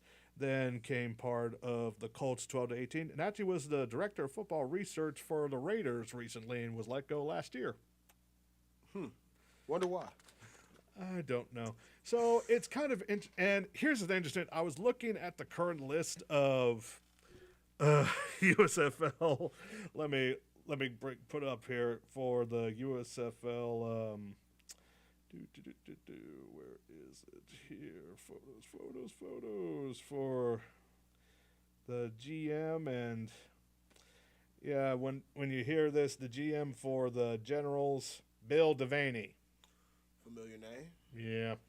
I was like, oh, great. I know, right? So the others there, like, if in case the others, Birdman Stallion, Zach Potter, the Gamblers, Robert Morris, Panthers, Steve Kazar, Matt Brockmeyer for the Breakers, and then Michael Woods for the Stars. So it's going to be quite interesting here. So filling out those staffs.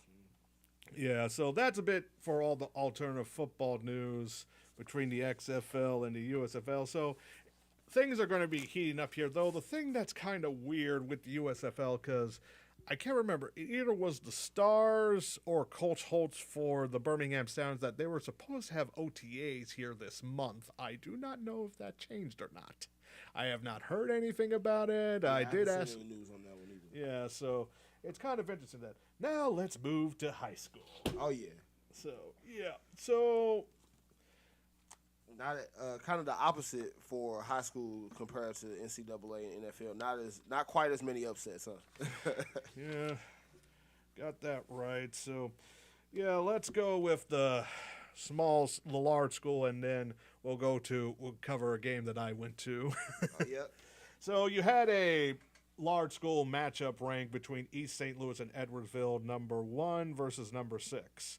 Though it's kind of strange how they're still ranked the same. Same exact thing, yeah. Dang, you Post-Dispatch. Excuse me. East St. Louis beat them 26-7. Yeah. Number 2 CBC from facing Warren Central, Indiana, for some odd reason, 52-25. The closest game of all the ranked ones was the Francis Howell game. Francis Howell defeated Francis Howell Central 8-0. Man, defensive battle, huh? That and a 2-point conversion, or I don't know, that or 2 field goals and a safety. Yeah, somehow, but shout out to Francis Howell for closing that one out. Yeah, and we got a few blowouts here, actually. O'Fallon, number 4, defeated Alton 52-0. Troy Buchanan defeated Fulton Walt West 45-10. Man. Holt defeated Jackson 34-21. I know you know where Jackson is. Oh yeah.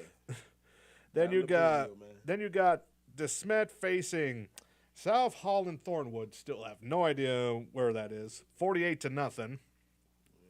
Marquette beat your fellow Hazelwood West 56-0. Nice. Oh good man. for the Wildcats, man. Yeah, Eureka defeated Parkway North 49-21. On the bubble, Summit defeated McClure North 62-7. Not surprising. Right. Sickman defeated Oakville. Yeah, the quarterback going to your school doing pretty well, 35-14. Kirkwood defeated McClure 45-6. Timberland beats Francis Howell North 61-21. And then a game that I went to for Hillsboro's homecoming. Hillsboro versus Cardinal Ritter. Interesting about this, they actually had about 5 D1 prospects. So for Cardinal Ritter, there was Marvin Burks Jr., signed a commitment for Ole Miss. There we go. Frederick Moore, Michigan. And then Dallas Viner for Missouri. Viner, that name's hard to pronounce, and it's hyphened. Actually signed to Missouri State. Now, for Hillsboro, you got Austin Romaine, K-State. Actually was wearing a club on his left hand. Playing injured. Shout out to him. Yeah. And then you got Jackson Patterson here, but he has yet to be signed. So got 5 D1 prospects as I can find. Because, see, unfortunately, Rivals only goes up to about 30. Right.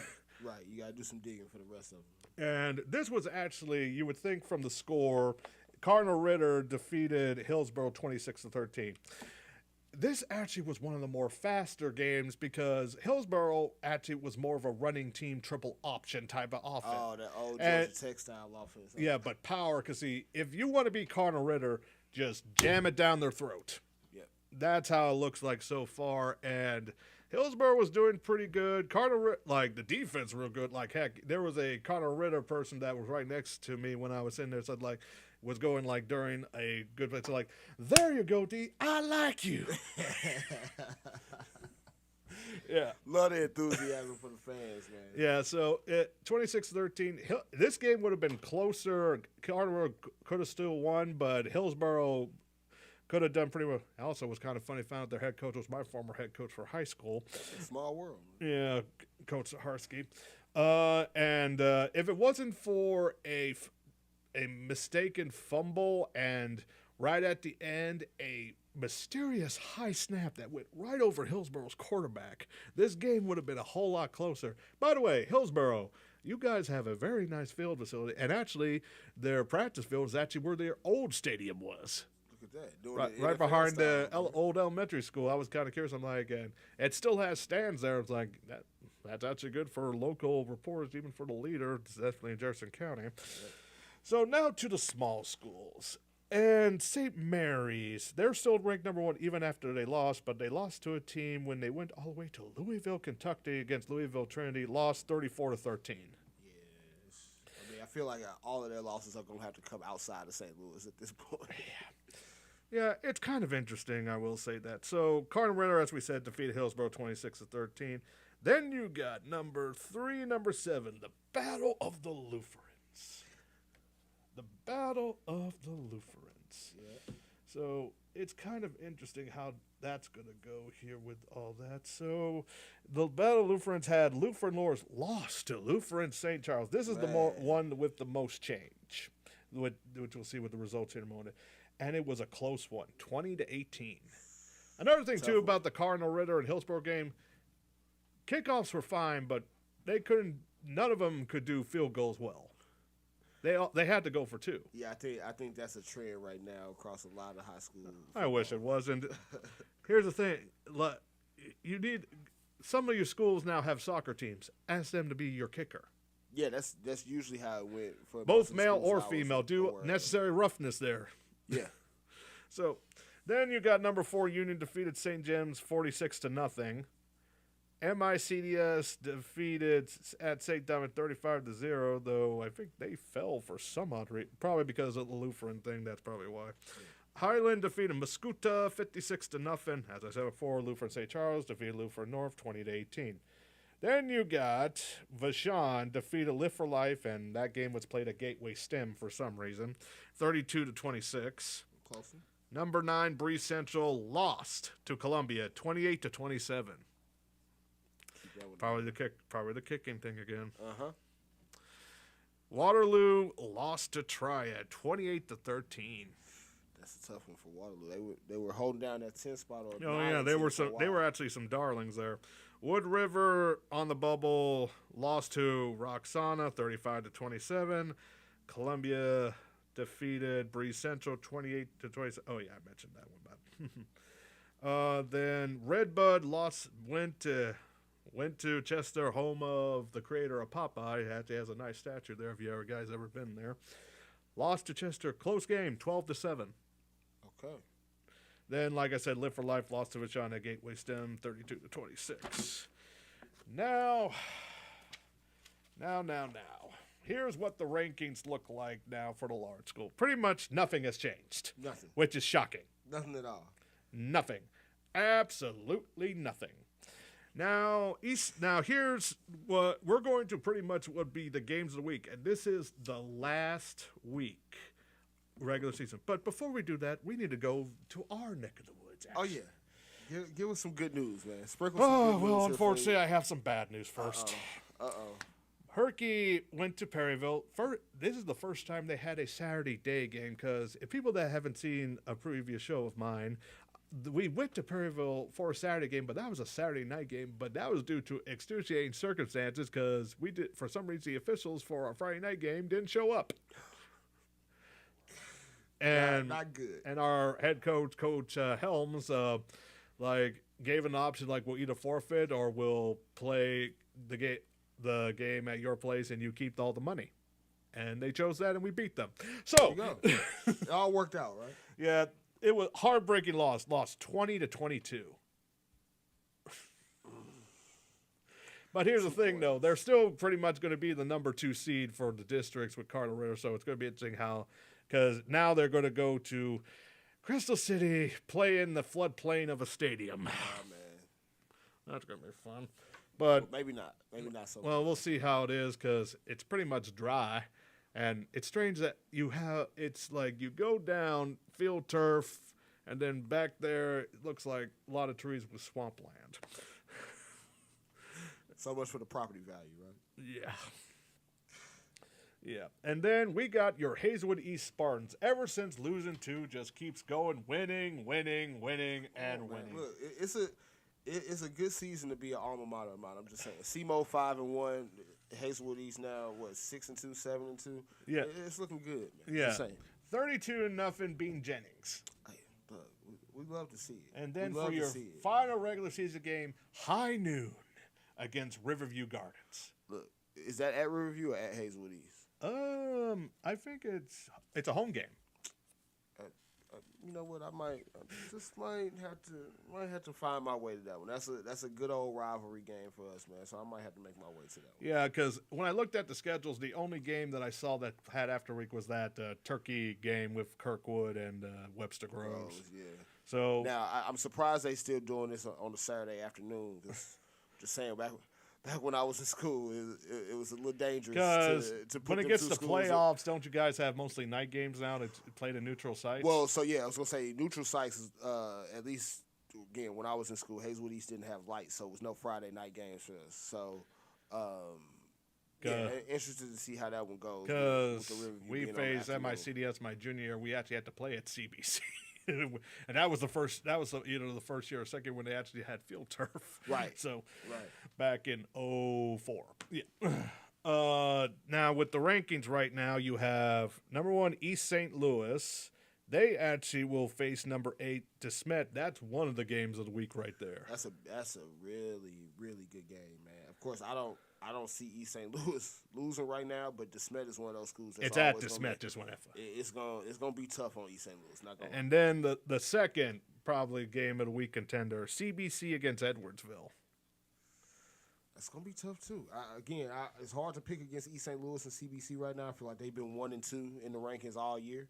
But that's two tough matchups for both of them, man, with Edwardsville and DeSmet. Francis Howe against Rockbridge. They should beat Rockbridge. Yeah, that should be a win for Francis Howe. Number 4, O'Fallon against Cahokia.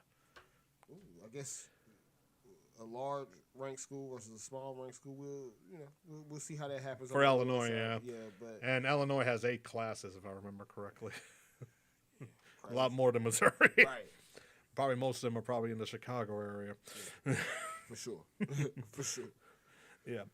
Then you got number 5, Troy Buchanan going at Liberty. That's in Liberty in Wentzville. Okay. I see that being a win for Troy. So, like I said, 6 Edwardsville at CBC. Holt at Timberland. That's a ranked versus on the bubble. And that's usually, for what I feel like that's usually a game that Holt wins, but I could be wrong. Yeah. Then number 8, DeSmet going facing East St. Louis. Then number 9, Marquette against Pattonville. They've been on the bubble a few times, so that's should be. I think that's a large versus small school. Let me double check. I think Pattonville's ranked if the light. Now I'm thinking some a different school. My apologies. Then number 10, Eureka, home of Six Flags, St. Louis, against a fellow Hazelwood Central. Oh, okay. Hey, shout out to my boy Spencer Davis, man, former. I guess college classmate of mine. Also went to the same high school for a little bit, but an alumni from Hazelwood Central, but back coaching there now. So give him a quick shout out, man. Trying to get that lure back to Hazelwood Central, get back to those winning days they had. Then you got, here's the on the bubble game, Summit against Parkway West. Okay. Seckman, your SEMO quarterback, now going to face Webster Groves. Yeah, hopefully he goes out and get a win, man. And then,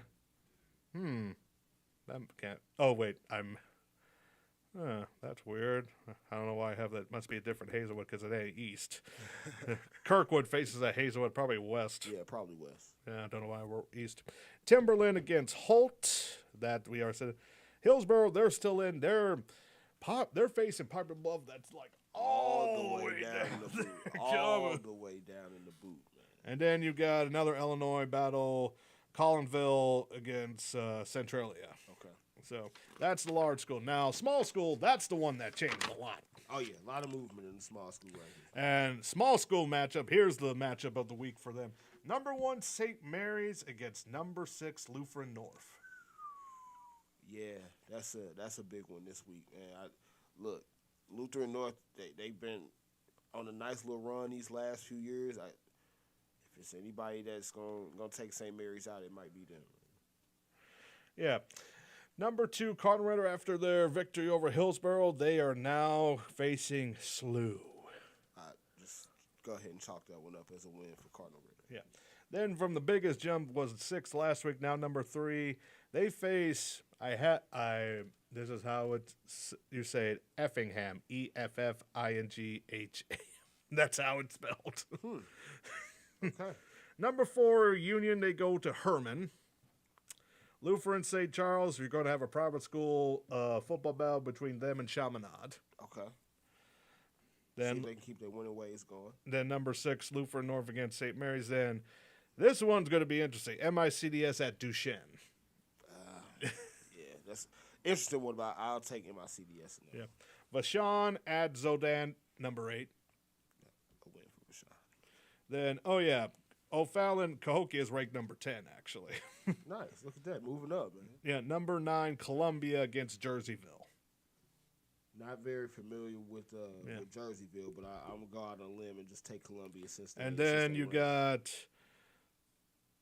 on the bubble here, Breeze Central going at Huron, Waterloo at Freeburg, and then you got 2 on the bubble teams facing each other, Wood River at Redbud. They're right next to each other. Hey, so somebody's going to fall off that bubble. So that's it for, like I said, this is the final regular season of high school because next week is playoffs. Yep. District playoffs, so we'll see when Misha puts it out. I'm assuming probably as soon as possible, probably Sunday or Monday for the playoffs. Yeah, I mean, I would imagine by our show next week. I probably will put the matchups on the screen here because that's the best way to do it than just writing down on the paper because we'll probably just go down on the ones that we find because, I don't know, do you want to go down by class by class? Well, I mean, there's probably going to be, at least for some of the schools that we've covered in terms of rankings week over week. Especially our own schools. Yeah, there's going to be a lot of those schools that we're familiar with across all classes 1 through 6. So I think we'll have a chance to kind of dive into those as the matchups come out from Mission. So definitely looking forward to that. Now, one thing that we usually look forward to at the end of the show is the NFL preview for the following week. Yeah. Gotta say though, this week 7 for the NFL, man, not looking great. Not at Just all. So for those of y'all at home that aren't aware, week 7 has bye weeks for the Bills, Rams, Eagles, Vikings. So not only are those some of your more entertaining teams, there's also your fantasy relevant football teams out there. So a lot of bye weeks for important players. 2 of my receivers on 2 of my teams are gone. Hey man, look, Justin Jefferson is out for me this week, and Cooper Kupp is out for me in another league. So That's also for me too. Yeah, I'm hurting. I have Cooper Kupp and Gabe Davis on the same team. Hurting a little bit, man. So. And that's the team I'm actually undefeated there. Look at you, humble brag, but by luck. Hey, if we being honest, fantasy football is all a little bit of luck one way or another, man. Yeah. So, week 7 preview in the NFL. A few games we'll hit on before we wrap it up for the night. The Tank Bowl for this week. Texans and Raiders. Got the 1-3-1 Texans versus the 1-4 Raiders in Las Vegas. A game that I would hope the Raiders could win for their sake, if they want to try to keep their whatever playoff hopes that they still want to try to have alive. Now, the thing that we don't know yet about this game is whether or not Devontae Adams is going to play. Apparently, the NFL says they are going to hold judgment on suspending him or fining him until the situation plays out in court, since he's now had charges pressed against him. Assault, yeah. This one actually makes more sense than that whole thing at SoFi Stadium. Oh, yeah. With the guy that ran on the field and whatnot, right? Yeah, he had a weapon. So, yeah, it's a game I would think the Raiders should be able to win. The Texans are frisky, though, so we'll see how that one goes. But I would imagine that, at least right now for me. The Texans, they could probably hang up any playoff hopes anyway. But I would imagine if the Raiders found a way to lose this game, that it's pretty much the end of their season at 1-5. So, not really easy to come back from that type of deficit. Though I expect if we're going to think about NFL draft, I see these two teams like not even breaking the top 10.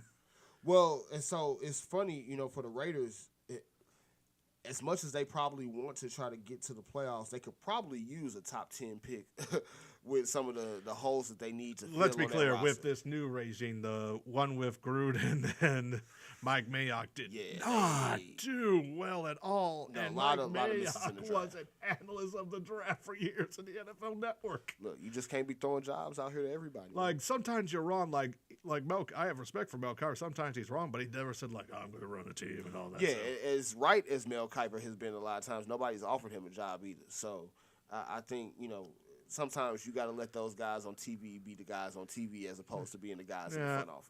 He's doing fine. Though I don't know, I kind of think he looks like Sam the Eagle, that Muppet. to be quite you might be on to something with that one, man. So, all from the Tank Bowl, which happens somehow not to be the Thursday night game this week. Thursday night, you got Saints and Cardinals, which both teams kind of dealing with injuries. Of course, running back James Conner probably going to be out for the Cardinals. We know Hollywood Brown is going to miss that game. They are getting DeAndre Hopkins back from his suspension to start the year. So, first game coming in prime time for him. On the other side of things for the Saints, looking like they are probably still going to be without Michael Thomas, also probably still going to be without Jarvis Landry. However, rookie wide receiver Chris Olave has been cleared to play, so he will return here on a short week after missing the game here in Week 6 against the Bengals. So, if I had to pick a winner in that one, I would probably pick the Saints. It's good. I just could tell with your voice. I don't feel great about it. Don't feel great about it either way. I'm definitely not picking the Cardinals. At least not in the first half. Anyway, well, maybe they can make a comeback. You want to believe that Cliff Kingsbury is going to get fired after this game? I mean, I'm not wishing that on anybody. I will say though, again, we mentioned it earlier with Matt Rule. Not every college coach deserves to be an NFL head coach, especially in Cliff Kingsbury's case, where he was a college coach that didn't even have a 500 record before making the leap to the NFL. I never understood why Mike. Never understood the hire at all. Especially again, Steve Wilkes, who's interim head coach in Carolina right now, got a little bit of a raw deal, and let's be honest, right? Steve Wilkes could have ended up being a bad coach if they gave him 3 or 4 years after having the one rough year, but at least give him the shot to kind of see how it plays out as opposed to just throwing the job to Cliff Kingsbury and still being in the same position that you were in. So then Sunday Night Football next week, you've got Steelers versus Dolphins, which there is the potential return of Tua, which apparently he's clearing the concussion protocol. This is one of the games you could tell Sunday Night Football gets usually to get the best game. This one's going to be a stinker. Probably a stinker now. Even if Tua comes back, he's going to get we don't know how he is after with what is the gross motor? Yeah, gross motor injury, however they want to determine it. I don't know. I probably would still keep him out a couple weeks. Now, granted, they're on a 3-game losing streak, so maybe they feel like Tua coming back can inject a little bit of life into him. On the flip side of this, Brian Flores, he is one of the defensive assistants for the Pittsburgh Steelers, gets to make his return to Miami amidst all the whole, the lawsuit against the NFL. And I can see it now with the storylines. Pittsburgh Steelers somehow coming to just a sudden momentum shift out of nowhere. Yeah. So I'd imagine there's probably going to be some real defensive masterminding going on with Brian Flores trying to get that win against his former team. Probably the one that's probably going to be most shocked if anyone pays attention to YouTube and Twitter, YouTuber named Urinating Tree, that he's a sports type of poster. And even he's like, what the... I do recommend seeing his videos and stuff. He's actually one of the more interesting voices on YouTube, especially covering all sorts of different sports. Oh, yeah, man. Definitely got to check that out. Now, the other game, of course, in prime time next week, Monday Night Football, which I don't know if the NFL schedule makers are, like, psychic, if they knew that this was going to be around the time where Bill Belichick could potentially be in play for this record, but Bill Belichick gets to go for the all-time wins record, get his 325th win against the Bears on Monday Night Football, which, of course... They somehow knew. They probably knew that this was somehow having Deshaun Watson coming back when he faces his own team, the Texans. Yeah. So, a lot of stuff going on there in the NFL, but hopefully the games turn out to be a lot better than what they look like on paper, because it looks like we might get a stinker in Week 7, y'all. Yeah, we're about at the end of the show, folks. Just to let you know that we are sponsored by Cafe Piazza right near Arsenal Street, Tim Meineke. Best good pizzas, Italian-style type pizzeria pizzas. A lot of good draft choices. Fried calamari, toasted ravioli, Penn Arcade. Great eats. Ben Arcade, of course, all of the throwback games. NBA Jam for my folks. It is NBA opening night tonight. Make sure you go check out Ben Parquet down at Cafe Piazza, 1900 Arsenal Street, right across the street right across the other side of the highway from the Anheuser-Busch Brewery. Yeah. And don't forget, we also have with the World Bird Sanctuary, home of Caw the Hawk. Be sure to keep an eye for Caw during the tailgates during the Bowhawks games here in February. Oh, yeah. Though, like I said, it looks like the first home game will be tomorrow, so it might actually not be a bad idea for the Bird. Yeah, keep them warm. And we are That's Football is part of the In the Zone Network. We are here at the My City, My Music studios, along with Soldier by Blood, associated with our producer, Tweezy. Shout out to Tweezy, man. Yeah. Tweezy keeping us together here on the production side. And also glad that both the feeds of the show is doing well tonight, both YouTube and Facebook.